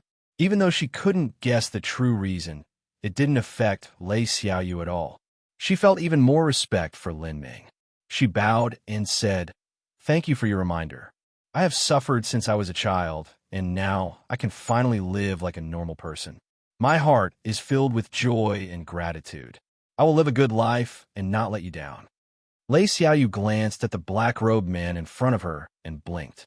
She hesitated for a moment before asking, "Senior, have we met before?" Chinyu was silent for several breaths of time. He shook his head and said no. He flicked his sleeves, and space fluctuated. "Let's go. I'll send you back." The smile on Lei Qianjuan's face froze for a moment as he looked at Lei Xiaoyu. Soon after, it became even more radiant. He hugged her and bowed respectfully. "Many thanks, Senior." Lei Xiaoyu's body began to recover. Her emotions were surging, and a trace of tiredness rose from the bottom of her heart. She quickly fell asleep. Lei Qianjun lowered his head and glanced at her before handing her over to the housekeeper to take care of. He cupped his hands in greeting and asked, "Does Senior have any instructions for taking care of me in the future?" Chinyu stepped down. Space immediately wrinkled, wrapping around the two of them and isolating them from the outside world. "You've sensed it." Lei Qianjun's expression was heavy. May I ask, Senior, how much time does she have left? Qin said, I won't be affected by external forces. I should be fine for 3 years. As for what happened after that, Lei Qianjun naturally understood. He squeezed out a smile and said, This child, Xiaoyu, has been tormented by witchcraft ever since she was a baby. Although she appears to be very happy, I know that she is doing this on purpose for me to see. Although it cannot be cured, at least from today onwards, Xiaoyu still has 3 years to truly live happily. I still want to thank Senior for giving her this time. As he spoke, he bowed. Qin paused for a moment and said, I wasn't able to save them. City Lord Lei, take back a portion of the reward. No, I believe that Senior has already done his best. Moreover, using those things to exchange for 3 years of happiness for little you, Qianjun believes that it is worth it. Lei Qianjun bowed once again. If Senior feels that it is not appropriate, Qianjun has another request today. Qin nodded. Speak. I, Qianjun, have already found out who planted the goo worms back then. It's just that I never had the chance to uproot them. Qin frowned. You want me to take action? Lei Qianjun shook his head. Qianjun is not that stupid. I only hope that Senior can let Xiaoyu stay here and help me secretly leave objects beyond mountain. Qin looked at him. Where do you want to go? Lei Qianjun didn't understand, but he still said, Wu Ling City. Qin pondered for a while. Don't resist. Space suddenly shook as if a tsunami was rising, gathering from every direction. Lei Qianjun could feel that although the energy in this space was tremendous, it wasn't a threat to him. He just let himself be submerged. In the next moment, his vision darkened. The tearing feeling disappeared. When he opened his eyes again, Lei Qianjun was shocked. Wu Ling City. He had arrived at Wu Ling City. Objects Beyond Mountain was almost 100,000 miles away from here. However, he could teleport here in just one thought. Could his soul consciousness directly lock onto a place 100,000 miles away? That was terrifying. At Lei Qianjun's level, it wasn't that he had never met an original God Realm expert. However, he had never heard of anyone with such power. Could it be that the man in Objects Beyond Mountain was a peak existence even among the original God Realm experts? Taking a deep breath, Lei Qianjun calmed down the shock in his heart. Now wasn't the time to think too much. His cold eyes fell on Wu Ling City. At this moment, his sudden arrival had been discovered by the people in the city. Some silhouettes flew up from the city. The leader was a warrior of the Wu family. Several days ago, he had followed Wu Zuqing to Peng City. The warrior clasped his fists to greet Lei Qianjun. I didn't know you were coming. The Wu family didn't go out to welcome you. Please forgive us. While he was talking, his mind raced. Sweat beaded on his forehead. The Wu family had confirmed that Lei Qianjun had entered Objects Beyond Mountain. He hadn't come out yet, but now he suddenly appeared here. It wasn't simple. Could it be that he had discovered something? But even if Lei Qianjun knew that the family head was in seclusion, did he dare to attack Wu Ling City alone? Was this a joke? If Lei Qianjun had such strength, he wouldn't have survived 13 times. Everybody would have knelt down and sung their surrender. Don't panic. Calm him down first. The family head was about to come out. Once the broken heaven sword was finished, everything would be settled. Glancing over the warriors in front of him, Lei Qianjun took a step forward. Monstrous, murderous intent erupted around him. He was like an awakened beast roaring to the sky. Rumble. The sky above his head suddenly darkened. Endless dark clouds surged out, covering the sky and the sun. It was as if the yin and yang of heaven and earth had been reversed. Puff, puff. The several Wu family warriors all spat out blood and retreated. Their eyes were wide open, filled with shock and disbelief. Lei Qianjun made a move. He really made a move. He shed all pretense of cordiality and attacked the Wu Ling County alone. Crazy. He must be crazy. Whoosh. The sound of something piercing through the air approached. The Wu family warriors were frightened. No! Boom! Several warriors exploded in the air. Blood and flesh splashed everywhere. The murderous intent around Lei Qianjun became even stronger. He looked down at the Wu Ling County and roared, "From today on, I want there to be no Wu family in this world."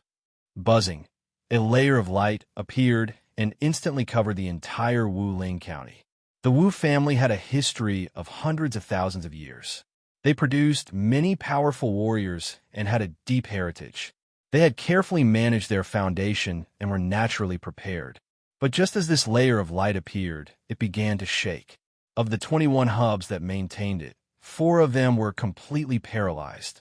Even though it wouldn't directly cause the shield to collapse, its defensive strength was reduced to less than half of what it was before. Lei Qianjun lifted his hand and punched out. The shield twisted crazily. Then came a second punch. With an earth-shattering noise, the shield completely collapsed. In the Wu family mansion, there were constant roars of shock and anger. No one had expected that the defensive hub that they had worked so hard to manage and thought to be infallible would be invaded and eaten away by Peng City. It simply couldn't function as it should have. Luckily, it managed to stop him for a while. The Wu family mansion's protective array had been completely activated. Even though it wasn't as strong as the protective array, it could still stop Lei Qianjun for a moment. At that time, the army controlled by the Wu family would come to kill him. No matter how strong he was, if he didn't retreat, only death awaited him. Humph! The only hub of the family's great array is in the Still Thought Hall. Let's see if Lei Qianjun has any other methods. A Wu family expert roared, his eyes filled with shame and anger. The dignified Wu family had actually been forced to such a state by a single person. This was simply a disgrace. Once the patriarch came out of seclusion and successfully refined the broken heavenly sword, he would definitely attack Peng City and kill Lei Qianjun on the spot. I believe that Lei Qianjun still has a way. A calm voice suddenly sounded from a corner. Everyone's expressions changed, and they looked over with unfriendly eyes. "Shu Hang, what do you mean?" An outsider was actually more trusted than they were. This had long since caused the Wu family cultivators to be dissatisfied. Now, there were already several people eager to try. If he dared to say more, they would take this opportunity to teach him a lesson. They wanted to let this lackey know that the Wu family belonged to the Wu family, and that an outsider like him couldn't order them around. Shu Hang had always given others the impression that he was a man of few words. He almost never took the initiative to speak, but today he was clearly different. He looked around at the people in the Still Thought Hall, the corners of his lips curling up. "Don't you want to know why I know that Lei Qianjun still has a way?" "Not good. Capture him." A Wu family elder roared out, his arm reaching out to grab Qinyu. Shu Hang said in a soft voice, "It's already too late to realize." He closed his eyes and didn't resist, allowing this hand to grab him. In the next moment, bang! All of the Wu family cultivators were startled by the loud explosion behind them. They turned around, dumbfounded. They saw that the area around the Still Thought Hall seemed to have been ravaged by a typhoon. It had been razed to the ground by a terrifying strength. All of the Wu family masters that had gathered here had fallen to the ground one by one. Besides several powerful elders, almost everyone else had been wounded. One of the elders had half of his body blown up. He lay on the ground, blood gushing out of his body. It seemed as if he would soon die. This is just what was going on. Without giving them any time to think, there was a loud rumble. Lei Qianjun's killing intent soared up into the skies. He lifted his hand and pressed down with his 5 fingers. In that instant, trillions of killing intent erupted, condensing into substance and turning into a deathly prison of killing intent. It was a deathly pale color that covered the entire Wu family. Today, anyone with the bloodline of the Wu family will not be able to escape. As soon as he stepped into the deathly prison of killing intent, Lei Qianjun lifted his hand and pressed down. A large number of Wu family cultivators didn't even have time to scream before their bodies exploded. "Ah, run! Lei Qianjun, if you dare slaughter my Wu family, the other forces will definitely retaliate. Sir City Lord, no matter what happens, please give my Wu family a chance. We will also leave you a path of retreat." Lei Qianjun ignored them and walked forward step by step. Wherever he passed, there were countless corpses and rivers of blood. He really didn't want to let a single person go, regardless of whether they were male or female, old or young. Quickly break open the deathly prison of killing intent. It's too late, we can't escape. Fight! The Wu family experts that had nowhere to run howled in despair. They all launched suicidal attacks, trying to use their lives to fight for a chance of survival for their family. They were all suffering and waiting for Wu Zuqing to come out of seclusion. At that time, their desperate situation would naturally be resolved. But what caused the Wu family members to despair was that Wu Zuqing, who they thought was their only chance of survival, had yet to appear. Bang! With a heaven-shaking explosion, the last Wu family elder fell to the ground. Before he died, his eyes were wide open, filled with despair and unwillingness. How could the Wu family have fallen to such a state? Lei Qianjuan's eyes were indifferent. He stepped over his corpse and walked through every corner of the deathly prison of killing intent, killing everyone he saw. Finally, when he stopped, besides the thick smell of blood in the air, there was only a deathly silence. Lei Qianjun stood in the ruins of the Quiet Thought Hall and slowly said, "Wu Zuqing, when you order people to use witchcraft insects on my son in the past, did you ever think that such a day would come?" He stepped forwards and the ground collapsed. Cracks rapidly extended underground, tearing apart the dome of the underground palace and revealing the cross-legged Wu Zuqing. At this time, a sword was suspended in front of him. The sword blade was complete, but its surface was covered with cracks. If one looked carefully, they would discover that it was actually composed of 37 small swords that were perfectly assembled together. The Broken Heavens Sword. On the day the sword was formed, a calamity descended from the heavens. The sword blade was destroyed into 37 pieces, but the sword spirit wasn't destroyed. The pieces condensed into a sword body and scattered throughout the world. Thus, it gained the name of the Broken Heavens Sword. After countless years, the Broken Heavens Sword was complete once more. But at this time, Wu Zuqing, who had personally given it a new life, only had despair in his eyes. An incomparably terrifying, swallowing strength erupted from the Broken Heavens Sword. It firmly sucked him in, making it impossible for him to escape. Ha! Lei Qianjun fell to the ground. His eyes were cold and indifferent. The Broken Heavens Sword was born with ill intentions. It was destroyed by the wrath of the heavens. Now that this sword's spirit is gathered together, it will surely suffer a backlash and die. The Wu family has chased after the Broken Heavens Sword for generations, but they didn't know this secret. Because of this, their bloodline was cut off. It is truly pitiful. Puff! Wu Zuqing spat out a mouthful of blood and died on the spot. The Broken Heavens Sword hummed and flew up, floating in the air.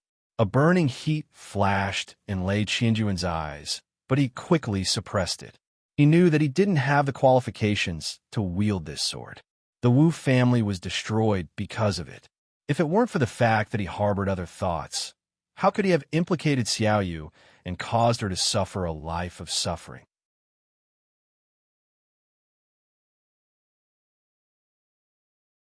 Chapter 902. Lei Qianjun, who dominated Peng City, once again displayed his strength to the world. The Wu family, which had hundreds of thousands of years of inheritance and experts, was wiped out in a single day. Even if there were a few fish that escaped the net, they were destined to live an ignoble existence in the darkness, unable to stir up any waves. This massacre displayed Lei Qianjuan's strength and ruthlessness, causing everyone to revere and fear him. However, his following actions displayed the rationality and clear-headedness of a qualified leader. On the day that the Wu family was destroyed, Peng City sent out a secret report to the city lord that the Wu family had the intention of rebelling. All right, everyone knew that this was definitely a false accusation. However, the Wu family was already finished, and no one would speak up for them. This was a righteous act. What truly made people sigh with emotion and praise was Lei Qianjuan's second step. Peng City withdrew from the Wu family's territory, In other words, after destroying the Wu family, he didn't want anything and instead took out all the benefits to bind his allies. The third step was for Peng City to sign a series of agreements with the 12 cities, expressing their sincerity and further appeasing them. With just these 3 steps, the raging waves that should have been set off by the Wu family's extermination quickly dissipated into nothingness. The imperial family that wanted to make an issue of this matter and cause trouble for Peng City tried several times to no avail. In the end, they could only settle things peacefully. After this incident, Peng City's position was as stable as Mount Tai. Although it seemed like they didn't gain anything, their control over their territory had risen to a whole new level. Everyone had witnessed the events that had transpired. They had seen Lei Qianjun killed decisively and not reveal anything. No matter what their true intentions were, they had to praise him for his ferocity. In the eyes of the world, Lei Qianjun, who was incomparably powerful, was now filled with helplessness.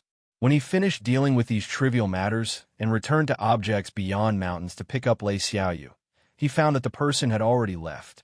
The steward and the others had been in the mountains the entire time and didn't know when the person had left. With that person's realm, how could they have known if he had quietly left?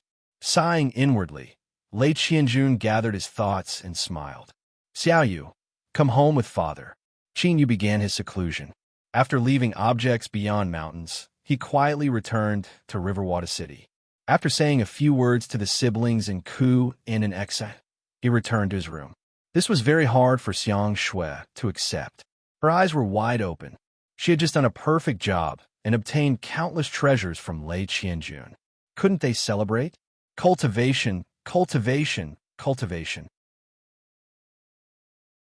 His entire mind was filled with nothing but cultivation. There was no joy in life at all. Qin Yu's life was so dull that it was hard to imagine.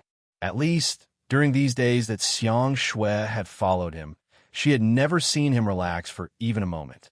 It was as if he was an old fellow on the verge of death, waiting for a breakthrough to extend his life. That's right, it was this feeling.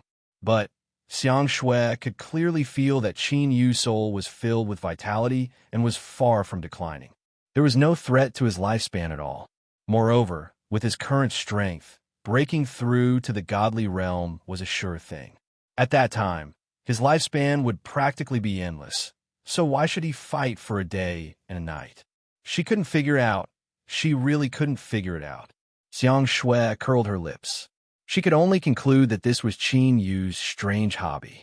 Perhaps he was the kind of person who would feel uncomfortable if he didn't cultivate. In any case, she needed to relax for a while. Although she didn't put in much effort during this trip to Beyond Objects Mountain, she really felt tired. Fortunately, her tiredness paid off.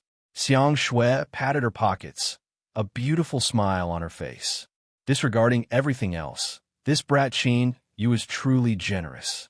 15 days later, Qin Yu opened his eyes, a smile on his face. Just now, he felt a resonance from his soul. Although there was no reason for it, he knew that his second road to the godly realm had opened. Shua, his figure moved. He left Riverwater City and stood in the skies. He lifted a hand and pointed a finger forward. Rumble, rumble. Between the heavens and earth, trillions of spiritual strength began to boil, as if stars were descending from the highest heavens. An invisible pressure descended. Qin Yu coughed and flicked his sleeves, scattering the blue point finger. Divinity Realm Barrier. Heaven and Earth Dragon Gate. Qin Yu laughed out loud. He finally felt it, and he was sure that as long as he wanted to, he could forcefully open the gate with the blue point finger at any time. At this point, his road of divinity had been completed in 2. He took a deep breath and calmed his excited mood. Then, he turned and walked away, vanishing from sight with a single step. He didn't have much time to immerse himself in joy, because he had only opened 2 roads to the godly realm. Qin Yu's goal wasn't just these. 2 hours after he left, a golden carriage that seemed to be wrapped in flames passed by. With a light whistle, the carriage came to a stop. 2 figures flew out. The old man in the lead carried a sword on his back. After sensing it for a moment, he revealed a look of praise. What a powerful supernatural ability. He looked at the disciple beside him and asked, What did you see? She wore a pure white blade master robe and had her hair tied up with a silver belt. The young girl thought for a moment and said, "Not too long ago, someone used a supernatural ability to shake the barrier of the godly realm. But he held back his strength and didn't open the gate." The one-armed old man said, "What does this supernatural ability compare to yours?" The young girl had a calm expression. "I can break it with a single sword." The one-armed old man shook his head, a deep meaning in his eyes. "Not necessarily," the young girl said. "This person hasn't broken into the godly realm, so it's clear he has great ambitions. Soon, the divine seal saint stone will descend in the imperial city. You should head there." The one-armed old man arched an eyebrow. "So what?" The young girl turned and walked away. "I'll break it with a single sword for you to see." The one-armed old man laughed, praise on his face. Although he had been a bit unwilling to accept this disciple in the past, he was now completely satisfied. His sword path focused on the principle that he was the only one in the world and all living things could be cut apart by his sword. With this confidence, he didn't need to worry about his sword intent not being condensed. He turned to look at the imperial city and lightly said, "This is the last smelting trial. After you complete it, we will rush to the imperial city. Let's see whether or not the sword in your hand can sweep through the world." Yu didn't know that he had already been innocently chosen by this sword-loving young girl to be an opponent that must be cut in half with a single sword strike. With the blue point finger completed, he didn't stop and began to break through the third road of the divine realm. This time, Yu chose the 5 elements samsara.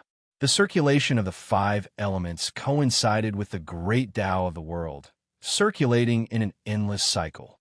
If he could completely perceive it and understand the 5-element Tao, Yu had absolute confidence he could trigger the response of the world and condense the glory of the divine seal. At the same time, he constantly refined treasures to enhance the intensity of his soul. But soon, Yu discovered that he had encountered a new problem. This problem lay in refining treasures. He left seclusion with a frown. After finding Xiang Shui, Yu asked her his question. The strange expression on her face caused Yu's frown to deepen. "If you have something to say, just say it. What is the meaning of that expression?" Xiang Shui licked her lips. "What I mean is, how did you cultivate to your current boundary?" These are her true thoughts. There were clearly times when Yu was unfathomably deep and unfathomable, to the point where even she found him unfathomable. But now, there were clearly common sense things that he was ignorant of. If it weren't for her fear of arousing Yu's dissatisfaction, she really would have gotten to the bottom of things and asked him just where he came from. Listening to her tone and expression, Xiang Shui clearly knew the reason, and it didn't seem to be too big of a problem. Yu let out a sigh of relief and turned to sit down. He leaned back in his chair and stretched his waist. "Hurry up and tell me, big miss." As he finished speaking, he looked at Xiang Shui's expression. Yu felt that if he hadn't suddenly thought of something and added the word little, this woman would have definitely flipped out. As if satisfied with how Yu addressed her, Xiang Shui smiled at him. "If you weren't in such a hurry to cultivate and had stayed in the nunnery for a while longer, you would have naturally learned of this matter. For example, let's say you raise a pet and it's very rare. You pile up all sorts of delicious food and feed it. In the beginning, your pet must be very happy and have a good appetite. But when it's full, it needs time to digest before it can continue to eat heartily. Don't you think so?" Before she finished speaking, Yu reacted. Although the analogy of a pet wasn't too reliable, Yu wasn't in the mood to worry about this anymore. He furrowed his eyebrows together. "Are you saying that I have to give my soul time to absorb it? But it has already absorbed it." Xiang Shui curled her lips. "That is only on the surface. Your mind is already in chaos. If you close your eyes and carefully sense it, you will naturally understand." Well, when Yu discovered that the absorption speed of his soul had slowed, he was indeed upset. He took a deep breath and suppressed all his thoughts. Then he closed his eyes. A moment later, Yu opened his eyes. He didn't say a word, but his complexion became increasingly ugly. Xiang Shui glanced at him. You discovered? Just because the soul has been absorbed doesn't mean that it can be immediately absorbed again. You can think of it as a second digestion. Once it is completed, it will naturally return to the fastest absorption speed. So, this isn't anything at all. You brat, don't be so unsatisfied. Other cultivators dream of experiencing this or distress. Qin Yu said, how long do you think it will take me to recover? Xiang Shui shook her head. Everyone is different. There is no way to answer this question. Qin Yu waved his hand. Then let me rephrase my question. The things that Lei Qianjun gave me, according to my performance, how long will it take for me to completely refine them? City Lord Lei is extremely generous, and the things he gave me are top quality. I estimate that it will take at least 100 to 200 years. Xiang Shui swept her eyes over Qin Yu. Why are you in such a hurry? It is only 100 to 200 years. With your lifespan, that isn't anything at all. Xiang Shui wasn't wrong. Even if he hadn't broken into the divine realm yet, after achieving the ancient immortal body, Qin Yu's lifespan would increase by at least several 100,000 years. 100 to 200 years wasn't anything at all, but Qin Yu couldn't wait that long. He had to return to his original world within these 200 years. Seeing Qin Yu's complexion become increasingly ugly and the pressure around him become frighteningly low, Xiang Shui hesitated for a moment. Tell me why you are in such a hurry. Perhaps I can help you think of another way. Qin Yu glanced at her. Xiang Shui uncomfortably shifted her body. This is called an equivalent exchange. Before she could finish speaking, Qin Yu interrupted her. I want to save someone. Xiang Shui was startled. Shui Zheng? Qin Yu shook his head. My wife. Xiang Shui's eyes widened. Are you lying to me? Qin Yu continued to say, because of me, she was secretly harmed and fell into a coma. In 200 years, no, at most 150 years, I must return to her side and awaken her from her slumber.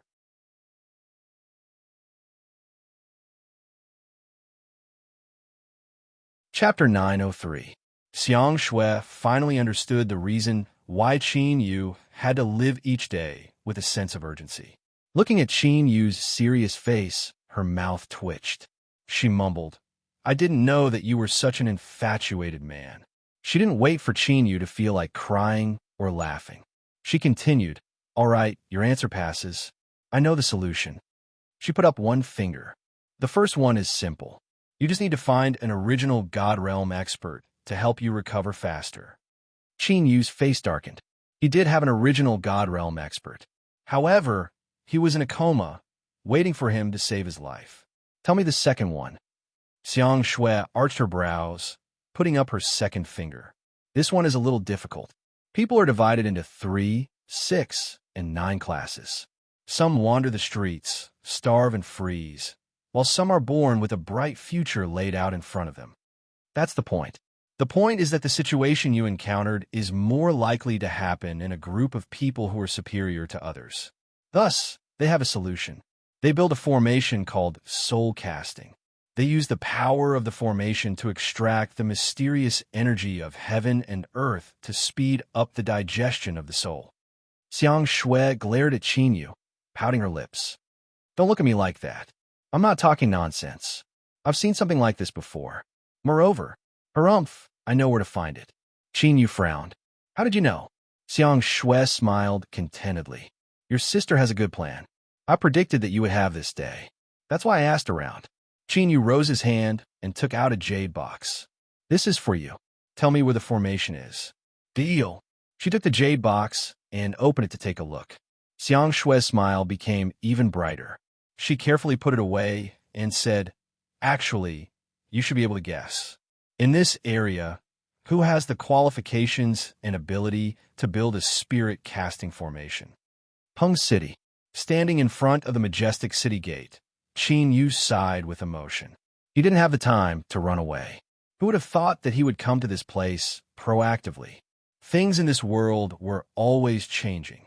Indeed, Xiang Shui had heard that it was the master of Peng City who had built the soul-casting formation. It wasn't that Qin Yu didn't want to play some tricks to get the right to use the soul-casting formation. But after considering it again and again, he still suppressed this thought. That was because there were too many loopholes in this matter, and it couldn't stand up to scrutiny at all. The slightest carelessness could lead to a huge mess.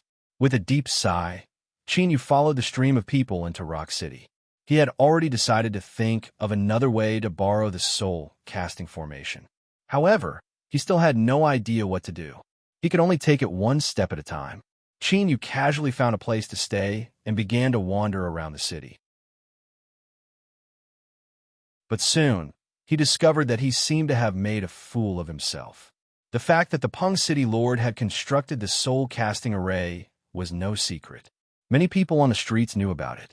Gritting his teeth, Zhang Xian thought, no wonder Xiang Shui was smiling so brightly back then. I'll make a note of it first. I'll find an opportunity to settle the score with her in the future. After walking around for several days, Qin Yu discovered that he had underestimated things. Indeed, many people knew that the City Lord's mansion had a soul-casting formation. However, it had never been open to the public.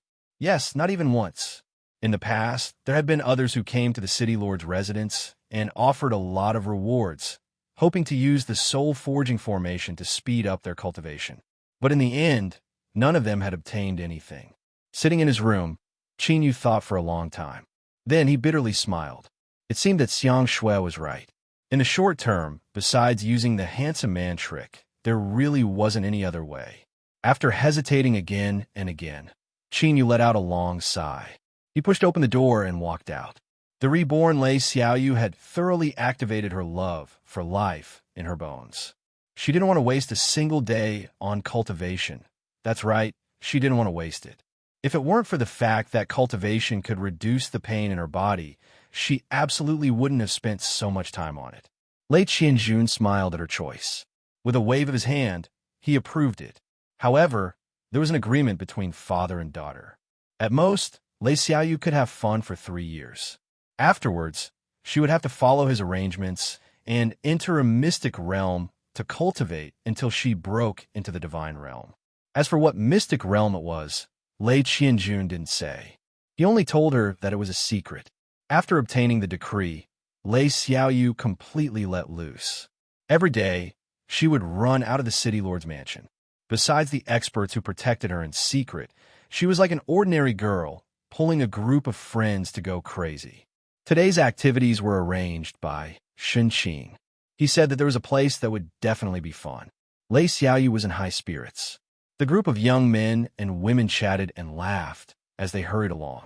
Suddenly, Lei Xiaoyu, who was talking to someone, widened her eyes. She ran over and fiercely patted the shoulder of a passerby. Qin Yu, why are you here? At this moment, she truly felt that the shadow of her life had been completely dispelled. All that was left was light and sunshine. Otherwise, why would the person she had been searching for so long suddenly appear in front of her after her old illness had been cured? Was this a compensation from heavens? Yes, that must be it. As her thoughts raced, Lei Xiaoyu's smile became increasingly radiant. Her rosy cheeks stared at Qin Yu. Shen Qing and Qiao Yaozong had seen Qin Yu once before. At this moment, they glanced at each other from behind, a bit of coldness in their eyes. In a massive rock city, there were millions upon millions of cultivators. Their group had also hidden their identities and mingled into the endless sea of people. Could there really be such a coincidence that they would meet here? It seemed that Lei Xiaoyu's massive search had been discovered. This cultivator called Qin, you should already know of Lei Xiaoyu's identity.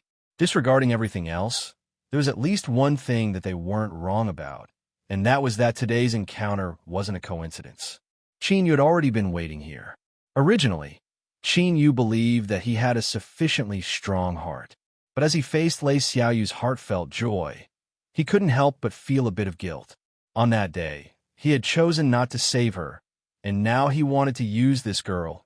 Although this was understandable, no matter what, such actions couldn't be considered glorious. After a brief pause, he nodded and said, "Long time no see." The subtle changes in his expression and his dry words confirmed Shen Qing and Qiao Yaozong's suspicions. The depths of their eyes turned even colder. a toad lusting after swan meat. This boy, he really had some guts. Huh? Isn't this the person you were looking for some time ago to thank, Xiaoyu? Since we've run into each other, how about we play together? It'll be more lively with more people.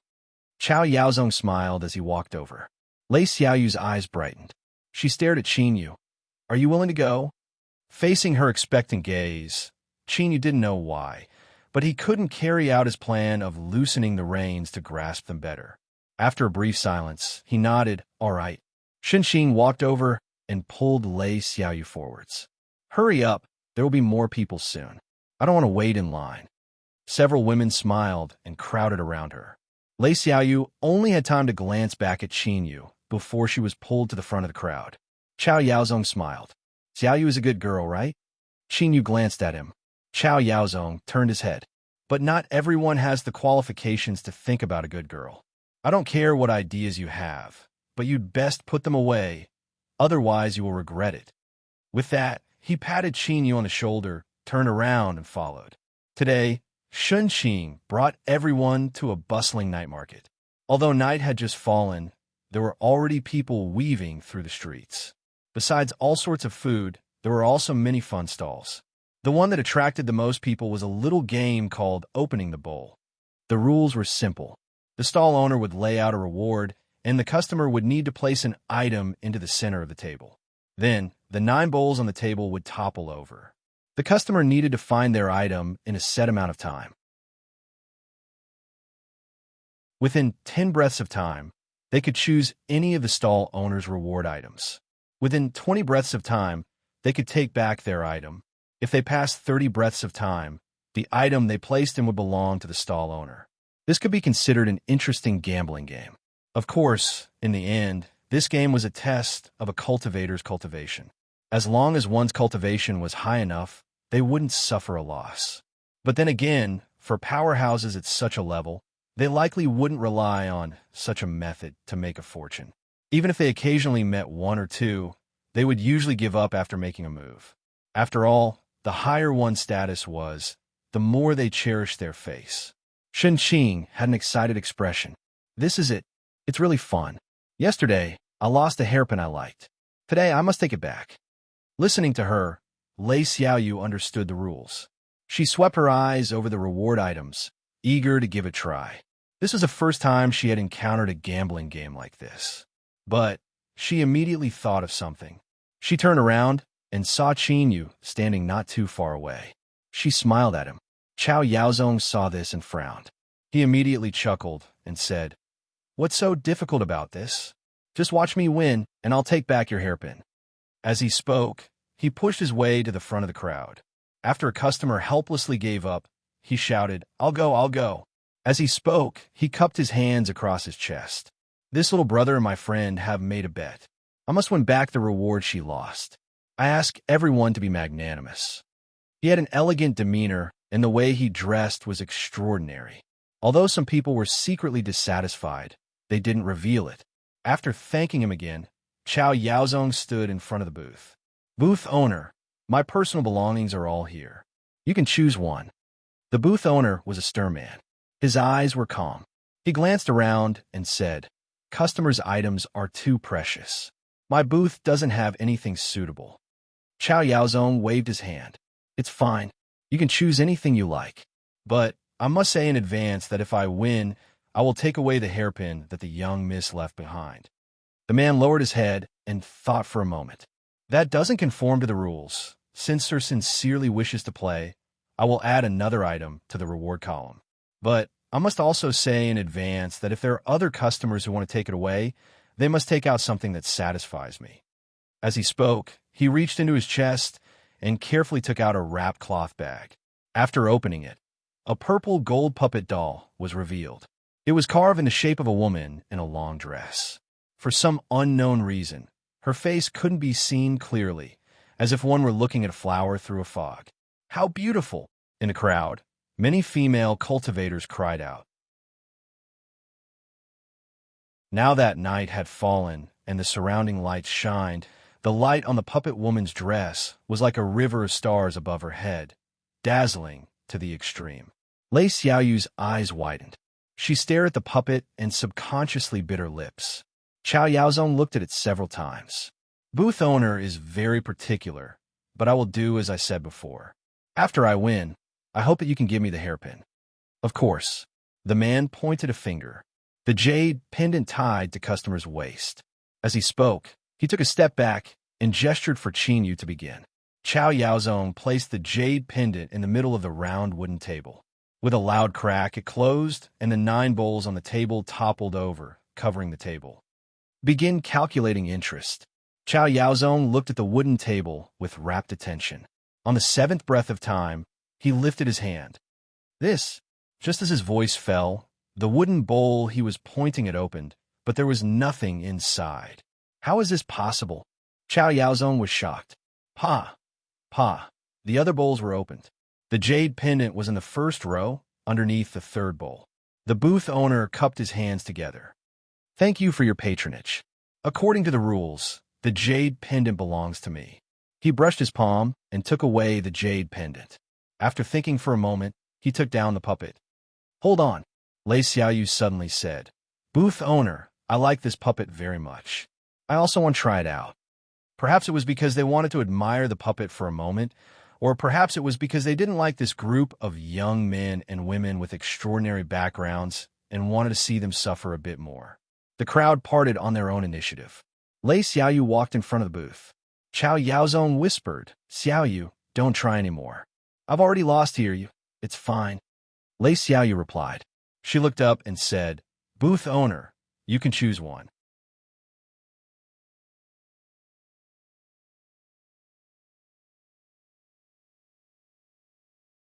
Chapter 904. The stall owner looked hesitant. He glanced at Chow Yaozong and said, This puppet is my beloved item. I shouldn't have taken it out today, but I received this customer's precious jade pendant. Since Miss is his friend, I will make an exception, but I will make it clear that only Miss is allowed to participate. After that, I will put the puppet away. He extended his hand. Do you know the rules, Miss? Lei Xiaoyu nodded. It's a personal item. Stall owner, just pick one. The stall owner glanced around. The jade ring on Miss' finger. Lei Xiaoyu threw it into the hole in the round table. The 9 wooden bowls closed automatically with a snap. The stall owner said in a low voice, Let the calculation begin. She stared at the 9 bowls. On the 6th breath, her eyes lit up. She opened the bowls. There was nothing inside. The stall owner smiled. Thank you for your patronage, Mississippi. He opened the other bowls and took the jade ring. He turned and was about to take the puppet. Stall owner. Lei Xiaoyu stopped him. I want to try again. You said before that only I was allowed to participate, but you didn't limit the number of times. Chow Yaozong said lightly, Stall owner, you should be able to tell the value of the jade pendant and ring. Since my friend wants to play a few more times, you shouldn't have any objections. The stall owner thought for a moment. All right, since Miss is happy, I will keep you company. He glanced around. This time, I want the button on Miss's shirt. Lei Xiaoyu pulled off the button and threw it. Let's continue. Unfortunately, she made the wrong choice again. The button was taken away by the stall owner. Again. Failure. Again. Another failure. Chow Yaozong tugged at her. Xiaoyu, that's enough. This stall owner's traps are quite powerful. I feel my heart ache just looking at the items you lost. Shinxing also said, Yes, let's go somewhere else. There are many more fun things to do here. Lei Xiaoyu shook her head. I want to try again. She glanced at the puppet. Stall owner, let's continue. The stall owner frowned and cupped his hands. Miss, how about this? I will return half of the items you lost. Let's end this. Lei Xiaoyu said, I only want this puppet. The stall owner sighed. The rules of the treasure keeper cannot be broken by my hands. If the miss insists, then let's continue. The 11th failure. Lei Xiaoyu lost her last personal item. Her face was pale, and she stared at the puppet without moving her eyes. The stall owner heaved a sigh of relief. Miss, you don't have anything left. You can continue to participate. Chow Yaozong's face darkened. He lowered his voice and said, Xiaoyu, don't be sad. Since you really like this puppet, I will definitely get it for you. No. Lei Xiaoyu shook her head. None of you should act recklessly in this matter. I will think of a way myself. She looked up. Stall owner, I like this puppet very much. If you're willing to sell it, I will definitely give you a satisfactory price. The stall owner bitterly smiled. I don't doubt Miss Sincerity, but according to the rules of the treasure keeper, you are not allowed to sell what you have. If you can't get it after 11 tries, it can only mean that you're not fated with this puppet. Don't force it. Lei Xiaoyu bit her lips. I want to try one more time. She lifted a hand. Light surged, and a puppet appeared between her fingers. There was a loud gasp from the crowd. Everyone began to understand why Lei Xiaoyu was so determined to obtain this puppet. This was because what she had taken out was a puppet made from the exact same material as the stall owner's. The only difference was that the puppet in Lei Xiaoyu's hand was a size smaller and was carved into the shape of a playful little girl. The stall owner's eyes brightened. Miss, do you want to try using this puppet? If so, I can make an exception and give you 3 chances. Lei Xiaoyu took a deep breath and nodded. She carefully placed the puppet into the hole in the round table. Miss, the interest calculation has begun. The first time, Lei Xiaoyu failed. The second time, it was a repeat of the first. Beads of sweat hung on the bridge of her nose. Lei Xiaoyu's fingers trembled as she stared at the 9 wooden bowls. Illusions began to appear in her eyes. No, not this, the calm voice of the stall owner constantly entered her ears. Lei Xiaoyu's face paled and her breathing quickened. The 10th breath. Her body shook. If she couldn't find the puppet, she had already lost the qualifications to obtain the one in the stall owner's hand. Moreover, in another 10 breaths of time, even the one in her hand would be lost. Bang, bang. In Lei Xiaoyu's ears, the sound of her heartbeat seemed to be infinitely magnified. She gradually found it hard to breathe. From left to right, second row, first. A calm voice sounded out from beside her.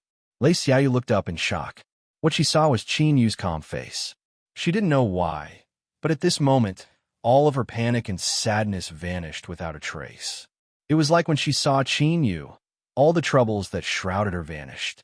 As she was in a daze, Qin Yu's voice continued. If you continue to be in a daze, there won't be enough time. Lei Xiaoyu regained her composure. She pointed a finger this. She didn't even consider what Qin Yu said. What if he was wrong?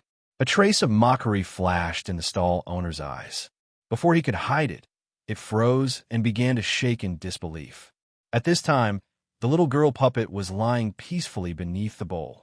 Lei Xiaoyu screamed, "It's here, it's here!" She turned and hugged Qin Yu. Thank you, thank you." Qin Yu glanced at the stall owner. His eyes were light, but just as the stall owner was about to say something, his heart chilled. Before he could respond, Qin Yu had already taken away the little girl puppet. All right, hurry and put away the puppet. Lei Xiaoyu's face flushed red. She took the puppet and looked at Qin Yu with gratitude. Qiao Yaozong's face stiffened. He quickly covered it up and squeezed out a smile. Qin Yu, good job. It's all thanks to you being here today. Shen Qing also hurried over. A group of women surrounded Lei Xiaoyu, chattering away. Qin Yu drew back several steps. He glanced at Qiao Yaozong, who was approaching. Is something the matter? Qiao Yaozong looked at him, his eyes turning icy cold. It looks like you didn't remember the advice I gave you before. Behind the crowd, there was an uproar. Then, the crowd parted and a group of city guards responsible for maintaining order in the night market walked in. The leader coldly shouted, "We have received a report that your stall was secretly tampered with and violated the trading rules. Come with us for an investigation." Without giving anyone a chance to respond, several city guards lifted up the stall and brought the stall owner away. Qiao Yaozong grinned as he ran in front of Lei Xiaoyu. Don't worry. Since the person has been taken away by the city guards, the item won't be able to run away. As he spoke, he winked at Shen Qing. Shen Qing angrily said, "No wonder our Xiaoyu couldn't choose anything at all. It turns out that this stall owner secretly tampered with the item." Humph! The rules of the treasure guards are very strict. If there really is a problem, then he will be in deep trouble. Moreover, everything we lose to him will be returned to us in perfect condition. Qiao Yaozong indicated that he would go and take the item back. He said that the stall owner had violated the rules first, so they didn't need to pay too much attention to him. Lei Xiaoyu hesitated for a moment before nodding. She said that they shouldn't make things too difficult for him, and that it was fine as long as they took the puppet. Chao Yaozong grinned and agreed. Then, he turned and chased after the city guards. Shun Qing and the others were tired from talking. They pulled Lei Xiaoyu into a temporary night stall on the side of the street. There were 4 people at a table, but as luck would have it, there was an empty spot for Qin Yu. Just as Lei Xiaoyu was about to stand up, Shun Qing smiled and said, "Brother Qin, you always love to help others. I'm sorry, but you can sit by yourself for now. Once Chao Yaozong returns, you'll have company." Qin Yu nodded and sat down. It had to be said that the taste was quite good. It had been a long time since he had satisfied his appetite, so he ate to his heart's content. As for Lei Xiaoyu, she didn't know the taste of her food. She would occasionally glance at Qin Yu and then look outside. Finally, just as Qin Yu was eating to his satisfaction, Chao Yaozong rushed back, his face filled with indignation. "Fuck, the city guards are a bunch of trash. They were careless halfway and allowed the treasure guard to escape." He had an ashamed expression. "Xiaoyu, I'm sorry. The puppet was also taken away. But don't worry, I've already ordered the city guards to search with all their might. There is no way that fellow can escape." Lei Xiaoyu had a disappointed expression. Her eyes dimmed, and she forced out a smile. "It's fine." She took a deep breath and stood up. "I'm a bit tired today. You all continue playing. I'm going home first." As she reached the door, she turned around. "Brother Qin Yu, can you see me off?" Qin Yu put down the bamboo stick in his hand and stood up. He nodded at the several people who were staring at him. "Thank you for today's hospitality. Goodbye." He followed Lei Xiaoyu, and the two left together. The night deepened, and there was a slight chill. But not only did the number of people in the night market not decrease, but it actually increased. After walking in silence for some time, Lei Xiaoyu let out a long breath. She turned and said, "Brother Qin, we haven't officially met yet." She stopped and reached out a hand. "Hello, my name is Lei Xiaoyu." After a moment of hesitation, he grasped her hand. Her fingers were soft and cool. "Qin Yu." Lei Xiaoyu gently smiled. "Then from now on, we are friends. What happened before was my fault. I hope you don't mind it." Qin Yu shook his head. "I've already forgotten." Lei Xiaoyu blinked. "Brother Qin, do you know why I'm called Xiaoyu?" Qin Yu was a bit stunned. Did little girls these days have such quick thoughts? Thinking for a moment, he honestly shook his head. "My father said that on the day I was born, the sky was filled with rolling thunder, but the rain was always pitter-pattering. It wasn't grand at all. Then, before I was even born, he determined that I was a girl. He said that although I took on his surname, I didn't have his grandeur. Xiaoyu, Xiaoyu, so I was called Lei Xiaoyu. My father said that he didn't expect me to have any achievements in this life. I just wanted to be a little fish and live a peaceful life, sheltered for the rest of my life." As she spoke to hear, Lei Xiaoyu wrinkled her nose in dissatisfaction. Then, she slyly smiled. "I was a little angry that he looked down on me like that, but thinking about it, my current life is pretty good, so I didn't bother to argue with him." Qin Yu was silent for a moment. He slowly said, "Your father must have loved you very much." Lei Xiaoyu proudly looked up. "I never doubted that." She quickened her steps and turned around. The two faced each other. "Brother Qin, what about you? Does your name have any meaning?" Qin Yu shook his head. "No." Lei Xiaoyu curled her lips. "How could there be no meaning? You've seen Chao Yaozong before. He's that loathsome fellow. His father gave him this name because he hoped that he could bring honor to his ancestors. Although it seems that this wish will be difficult to realize, for better or worse, it is still a wish. Tell me, Brother Qin, I've already told you such embarrassing things." Qin Yu said, "I really didn't. I'm an orphan. I'm not too sure how I got my name." "Ah." Lei Xiaoyu's eyes widened. "Brother Qin, I'm sorry. I didn't do it on purpose." Qin Yu smiled. "I'm not that weak. It's been many years, and I've long since gotten used to it." His eyes drooped, and he suddenly said, "Can you tell me why you want the puppet in the stall owner's hand so much?" Lei Xiaoyu fell silent. Then, she revealed a wide smile. "It's nothing. It's because I thought that the puppet was a gift from one of my elders. But afterwards, I accidentally lost it, and I've always wanted to find it." Although she was smiling, the sadness hidden deep in her eyes couldn't escape Qin Yu's observation. Qin Yu sighed inwardly. "Do you want to take back the puppet?" Lei Xiaoyu's eyes widened. "How?"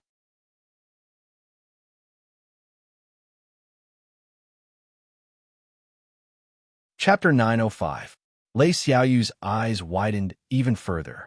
This was the first time she had ever held hands with someone of the opposite sex, and it was the extraordinary Qin Yu in her heart. After a brief daze, her face flushed red. She felt dizzy from lack of oxygen and followed behind Qin Yu. It was only when Qin Yu let go that she regained her composure. She pursed her lips, trying to hide the unnatural expression on her face. "Big brother Qin, what are we doing here?" Qin Yu said, "To smash my rice bowl. Don't say anything and just follow beside me." As he spoke, he walked towards the dense crowd on the side of the road. Lei Xiaoyu hurried to follow. It was only then that she discovered that this was a treasure keeper's booth. Qin Yu silently walked forwards.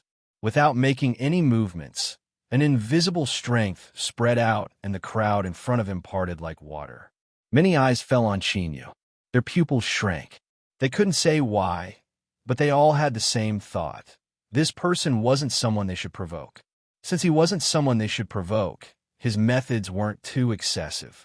As they looked at Lei Xiaoyu, who followed behind Qin Yu, everyone realized that he was trying to gain face in front of a woman. This sort of man wasn't someone they should provoke, so there was no need to say anything. The path was smooth.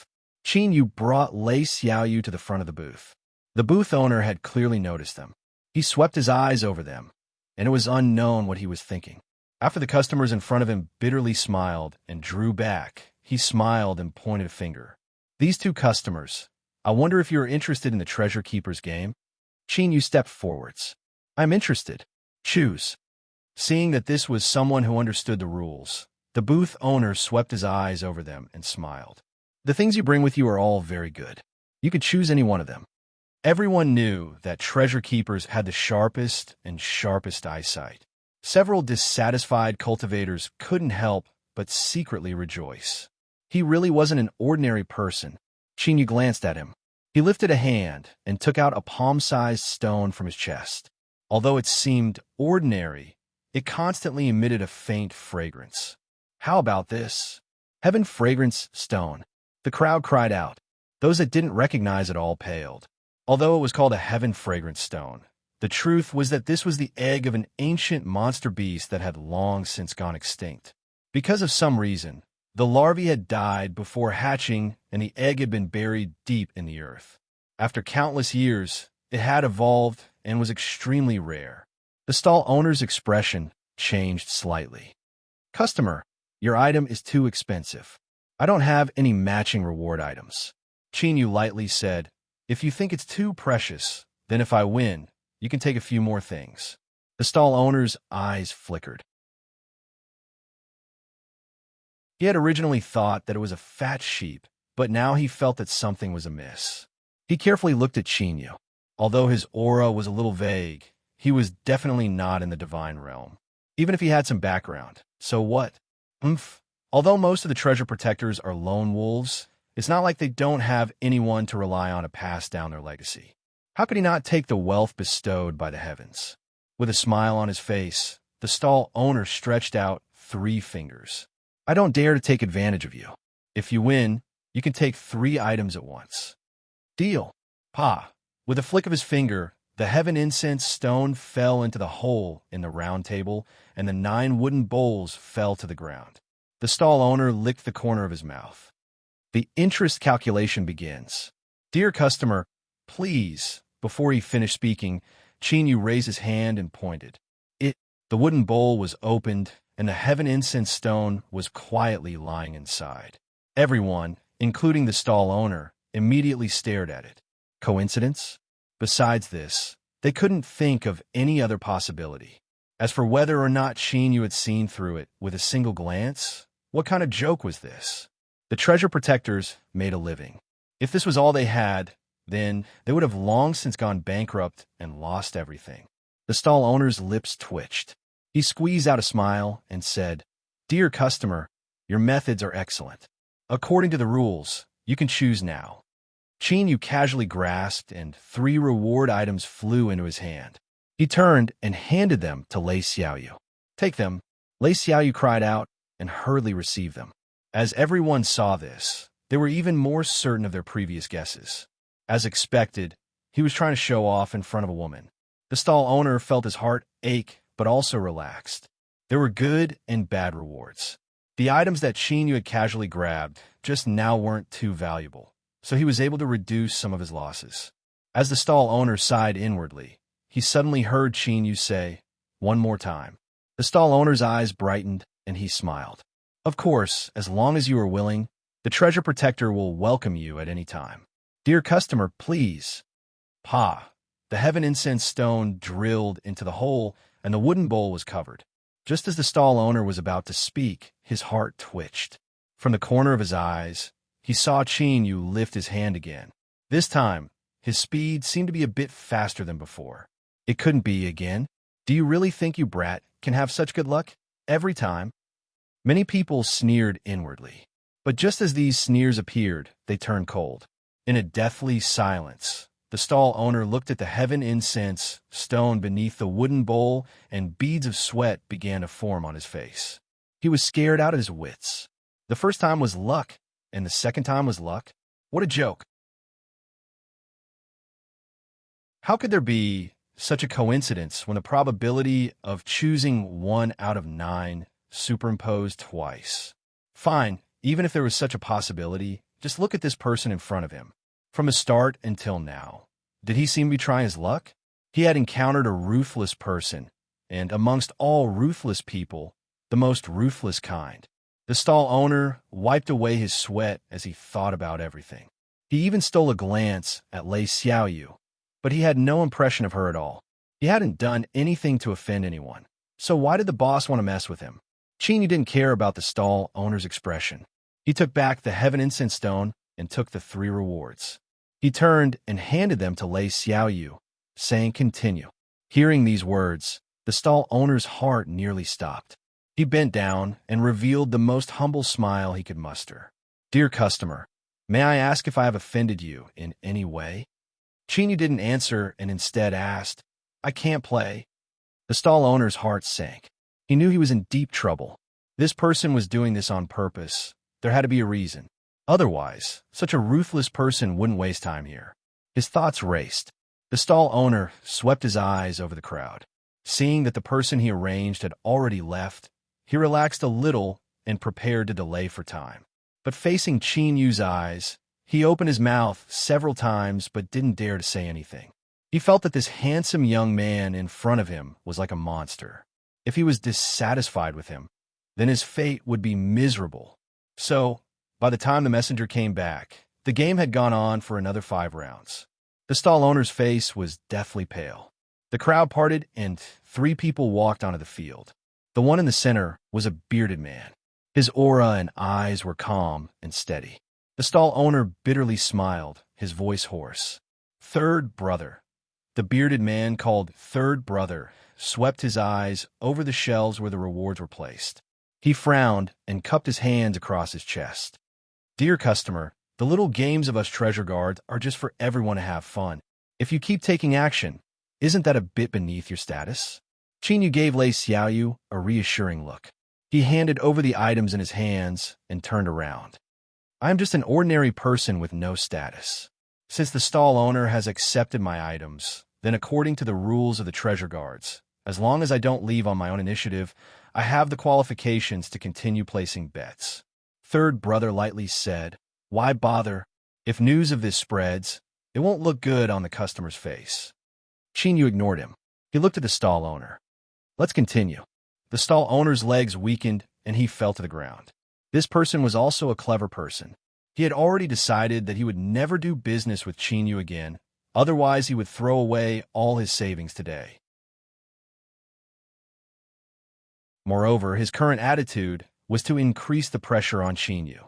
With so many people watching, he had already been forced to this step. How could he continue? This trick worked on most people, but unfortunately, Chinyu was not one of them. He grasped Lei Xiaoyu's hand and lightly said, "Is this the level of the treasure guards of Rock City? If you can't afford to play, then don't come out and set up a stall."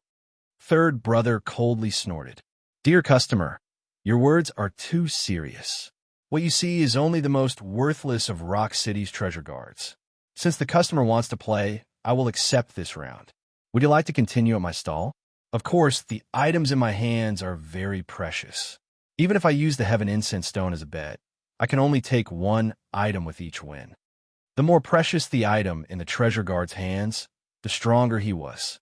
He said this to put pressure on Qinyu, hoping that he would quit while he was ahead. After all, with a single glance, he could tell that the man and woman in front of him were not people to be trifled with. It would be best if there was no conflict. Peace breeds wealth. Taking a step back, even if he won, it wouldn't be good for the reputation of the treasure guards if news of this spread out.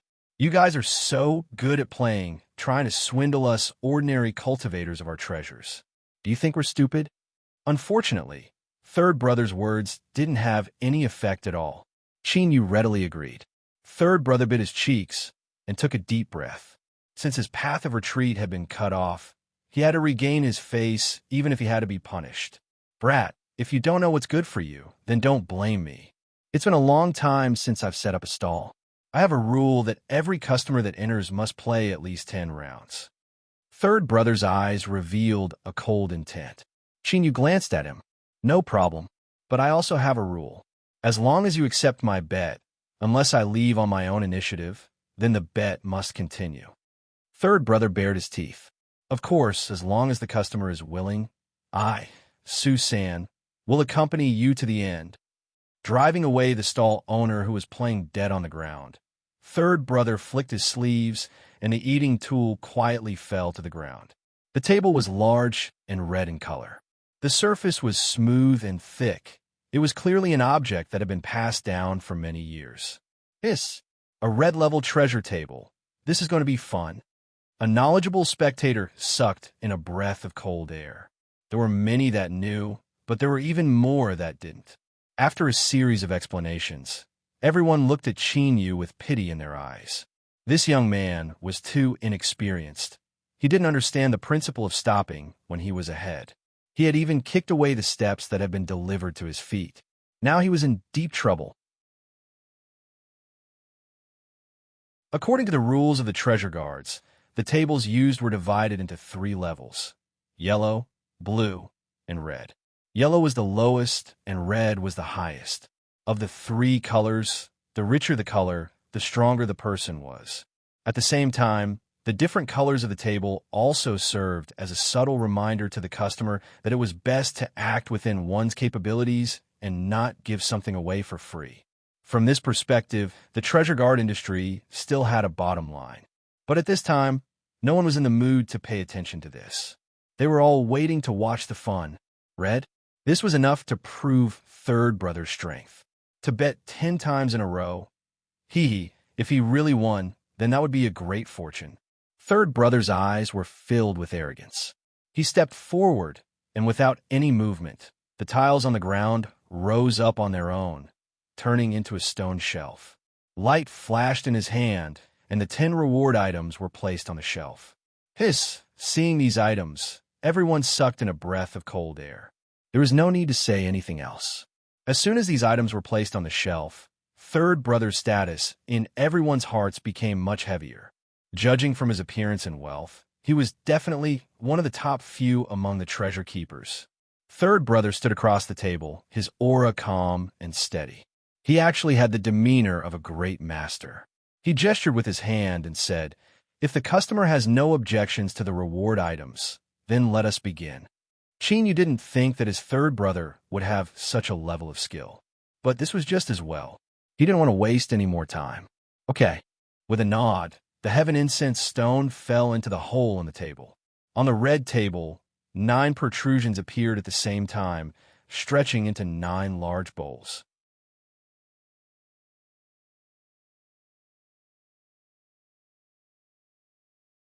Chapter 906. Since he was already in the limelight, there was no reason for him to remain low-key. If he said he was going to destroy his job, then he had to thoroughly destroy it.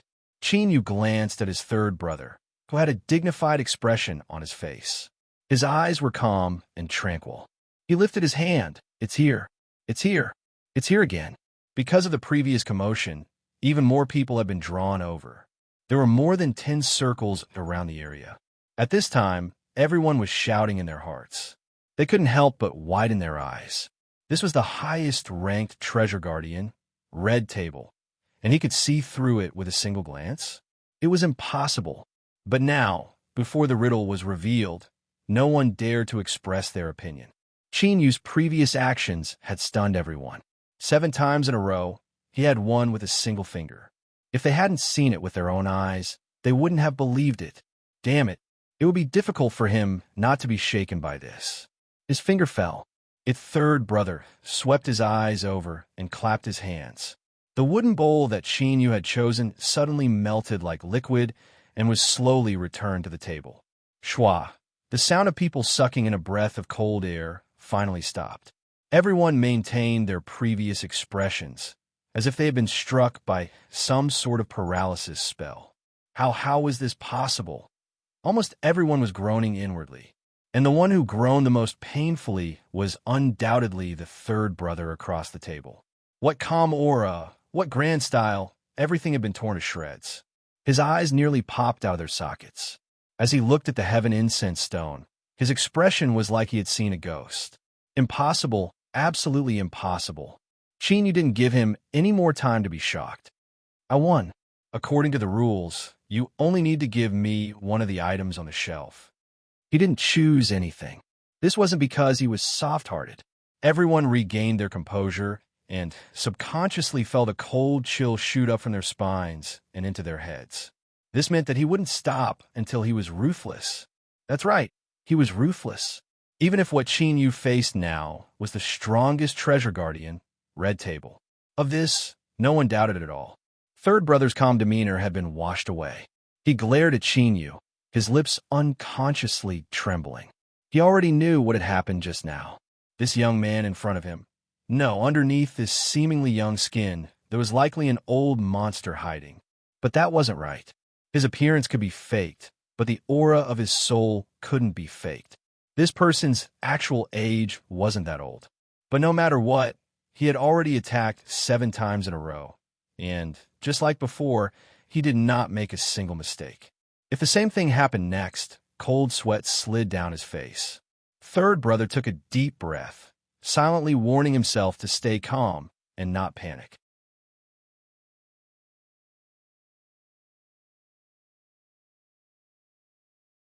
If they really used some method to break the rules in the Treasure Guards game, that would be a great show. Before it even began, many people seemed to have already guessed the result in their hearts. Their eyes became increasingly excited.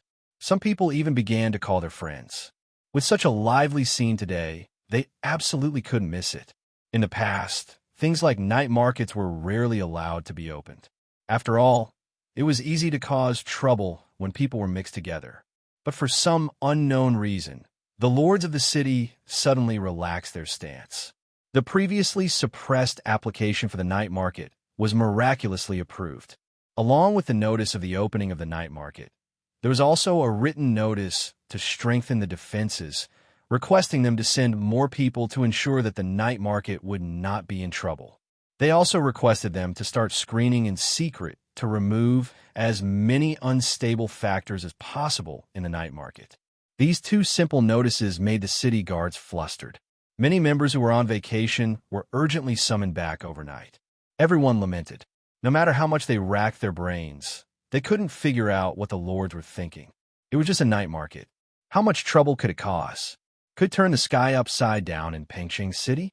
Why were they so anxious and concerned about it? As one of the vice-generals of the city guards, Zhu Yuan knew the reason. Because he had a very capable father, Zhu Tianda, who held an important position under the city lord and was in charge of almost 1/3 of the garrison outside the city. After receiving his father's vague notice, Zhu Yuan, who had been angry for a long time, knew that the opportunity he had been waiting for had finally arrived. So, he activated the arrangements he had made a long time ago. He spent a great deal of energy and connections to make the appropriate arrangements, and now he was just waiting for Lei Xiaoyu to deliver herself to his doorstep. In order to avoid her suspicions, he arranged things several days after the opening of the night market. Originally, everything was going smoothly.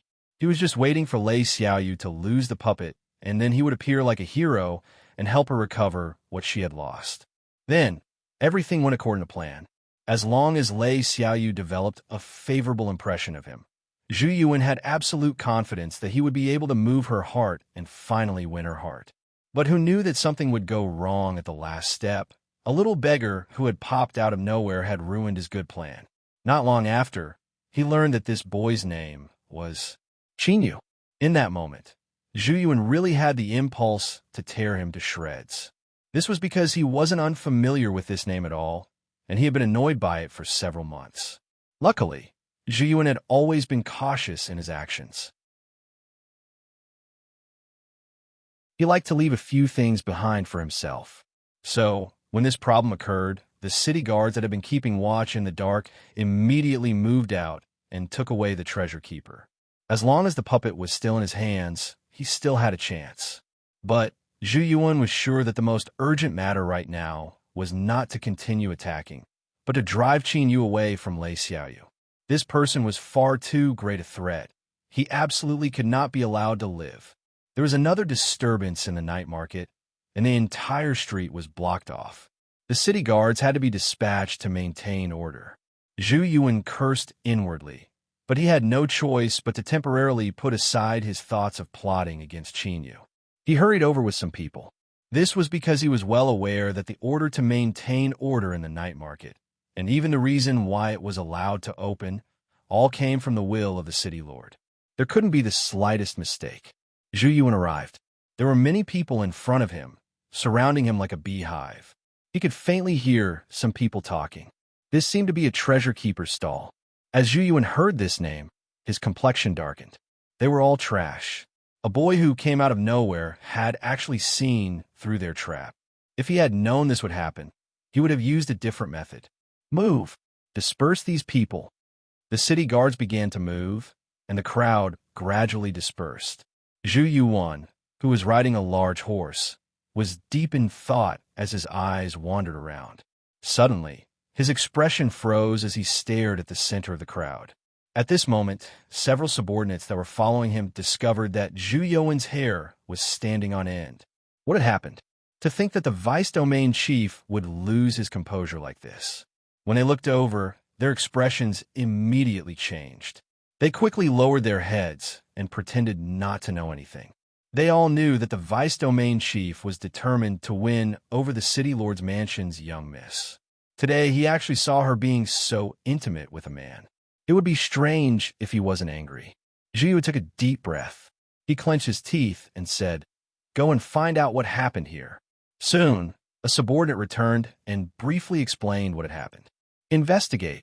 Zhu Yuan's eyes brightened. He urged his horse forward. To think that such a vile thing would happen in the night market under my jurisdiction. As the vice domain chief of the city guards, I will be a witness. His voice wasn't soft, and it attracted the gazes of those around him. They all retreated with awe. To them, the vice domain chief of the city guards was an extraordinary figure. Third brother was preparing. When he heard this, his eyes brightened. Ha ha ha!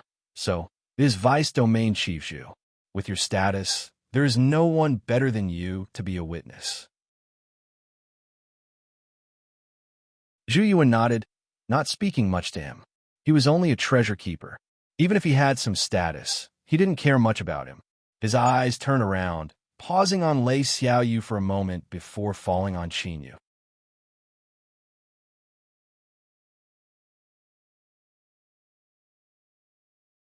Chapter 907. Cheers erupted from the crowd. Zhu Yuan's appearance was quite good. Now that he was riding his horse in such an impassioned manner, he was truly heroic and heroic. Many of the surrounding female cultivators' eyes shined, and they clutched their hearts. Lei Xiaoyu's complexion changed, but soon she made a decision. For the first time, she reached out a hand and quietly grasped Qinyu's palm. This was to tell him that he didn't need to be afraid. No matter what happened today, she would ensure his safety.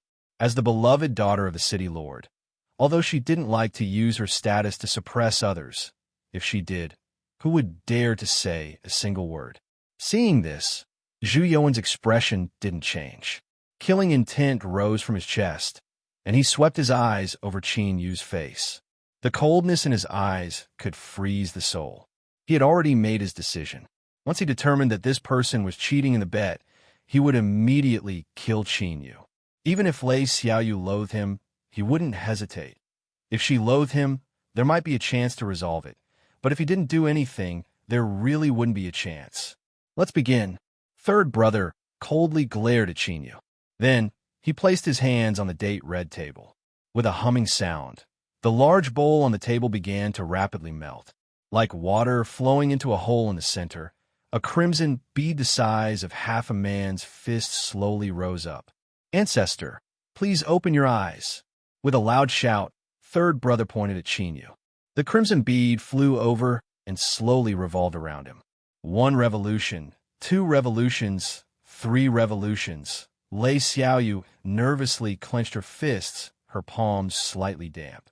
Qin Yu turned to look at her, a faint smile on his lips. His heart was calm, truly calm.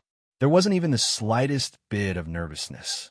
In the endless river of time, after trillions of proud children of heaven perished, an undying true spirit would automatically condense and form a jade embryo egg. In itself, it sees the good fortune of the heavens and earth.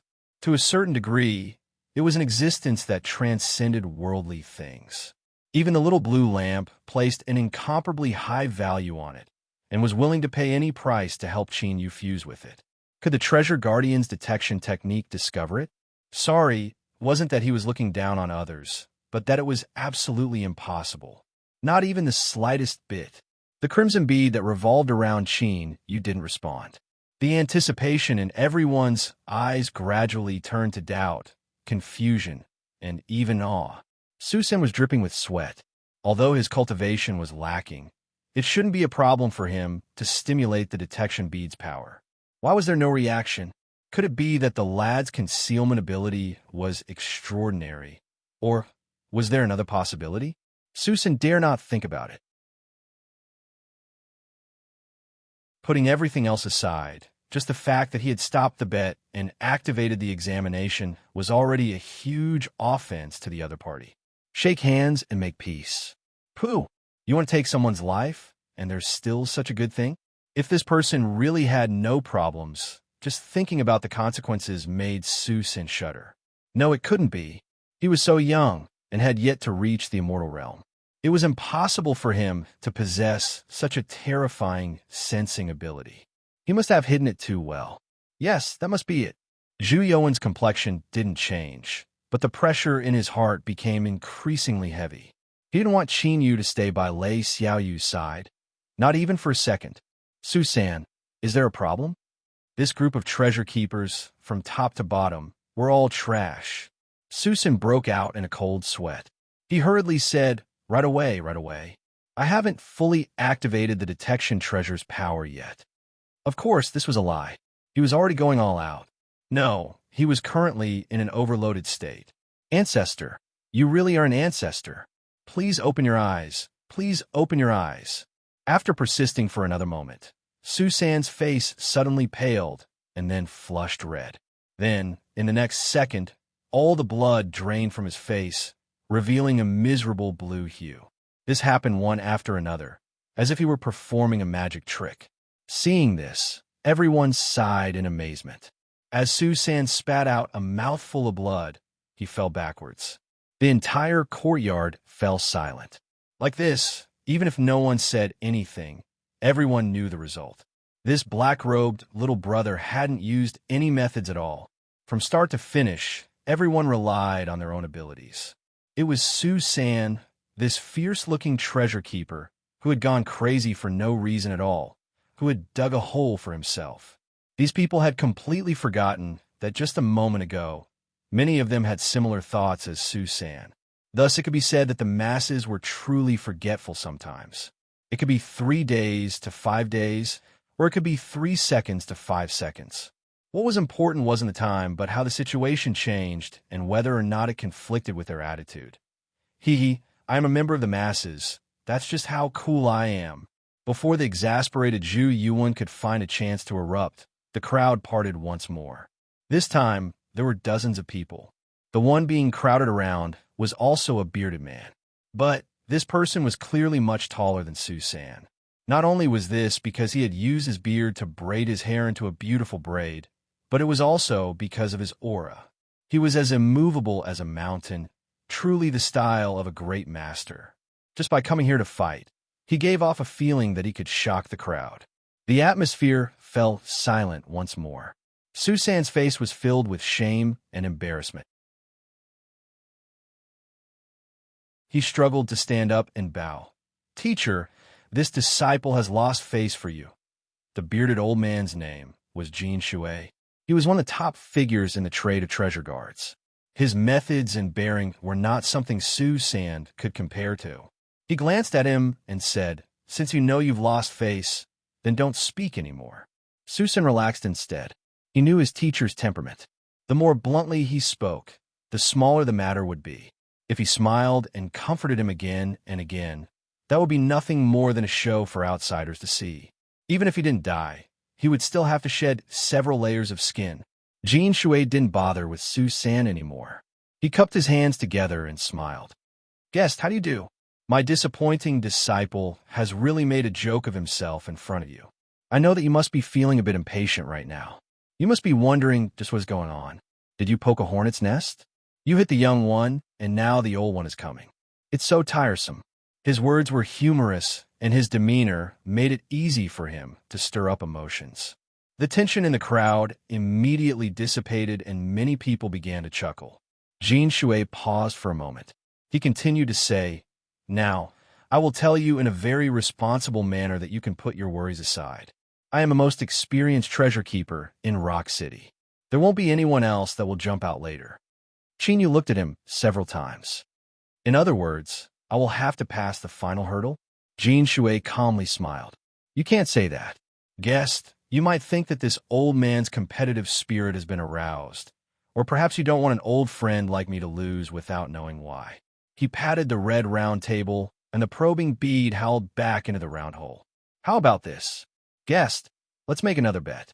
Whether you win or lose, it doesn't count. Just consider a game." Qin Yu thought for a moment and nodded. "All right." With a flick of his finger, the heaven incense stone fell into the round hole, and 9 red bowls appeared. Although everything looked exactly the same as when Su San was controlling it, the feeling it gave off was different, but it was hard to say just what the difference was. Indeed, everyone was everyone. Moreover, everyone understood that the red round table was Jin Shui's, and that Su San was nothing more than a fox exploiting the tiger's might. Pitiful Su San. From someone who seemed fierce at the start, he was now labeled as a fox exploiting the tiger's might. This was reality. The victor enjoyed all the flowers and glory, and the loser was trampled into the endless abyss, step after step. Jin Shui reached out a hand and stroked the round table. His expression was warm and gentle. "Old friend, are you ready?" He waited for a moment and then stood up. His smile vanished, and the true demeanor of a great master rushed forth. He reached out a hand half a foot and lightly said, "Guest, please." Qin Yu lifted a finger. That's right. He raised his hand just like that, without any hesitation, and then tapped down. It was no different from the previous 8 times. It was like no matter who was standing in front of him, it was all the same to him. Jin Shui's complexion was a bit strange. He looked at Qin Yu and then at the round table in front of him. After a moment of silence, he smiled and said, "Guest, I wonder if we can talk?" Qin Yu had been waiting for these words. Some people liked him and some didn't. He was the latter, at least today. He immediately nodded. All right. Then, the momentum of this exchange wasn't small, and it attracted a great storm. But as they spoke, the two sides left together. Many people were dissatisfied. They had reached the climax, so what was the meaning of this sudden stop? And the most dissatisfied was Zhu Yuan. He wished he could choke Qin Yu to death on the spot. So how could he watch him leave? However, Jin Shui was not Su San. Although he was only a guardian, He was one of the most powerful ones among the guardians. Even Zhu Yuan didn't dare to provoke him after some hesitation. To the west of Rock City, there was an ordinary courtyard. After stepping in, one would find out that there was a cave abode within. This was Jin Shui's residence, and also the place with the highest authority within Rock City's guardian team. Jin Shui glanced at the calm Qin Yu who followed him in. Then, he glanced at the darkness behind him and finally suppressed the last thoughts in his heart. The guest and host sat down.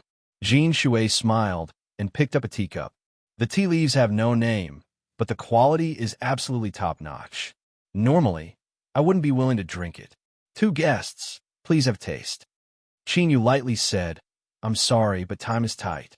Let's talk business. Jin Shui wasn't angry. He took a sip and put down the teacup. He reached out a hand and said, Guest, if you have any requests, please speak. In this world, there is no such thing as love or hate without reason. Everything had a reason. Qin Yu went straight to the point. In the night market today, a guardian was taken away by the city guards for investigation. He disappeared midway, and I need something in his hands. As for the specifics, Mr. Jin Shui can verify it yourself. I believe this shouldn't be difficult for you. Jin Shui smiled. No problem. He clapped his hands. Go. Find the boy that guest mentioned and bring him to me. The sound of footsteps outside faded away. Jin Shui had a deep look in his eyes. Guest, do you have any other requests? Qin Yu picked up a teacup. Only this one. Jin Shui laughed. Good. From this day forth, Guest is a friend of our guardian team. He took out a dusty wooden tablet that looked very unremarkable. This is the token of the guardian.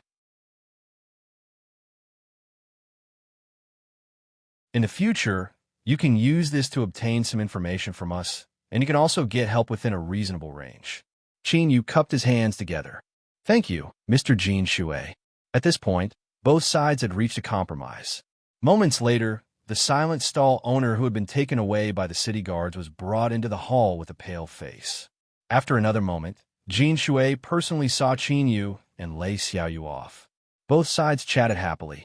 Watching the two leave, the man who had been standing behind Jin Shui from the start, like a shadow, finally spoke up in a hoarse voice. He chose. Jin Shui understood his meaning. He shook his head. I don't know, but I can't gamble. You did the right thing. The man closed his eyes and ended the conversation. Jin Shui narrowed his eyes. He looked in the direction the two left in. If it weren't for the City Lord Mansion's miss being present, he really would have wanted to keep Qin Yu here and figure out what secrets this junior had. But subconsciously, there was a feeling of danger lingering in his heart. It was like once he took action, there would be great trouble. You're tuning into the Warrior Lore YouTube channel. Don't forget to subscribe and join us on this journey to catch the most captivating stories.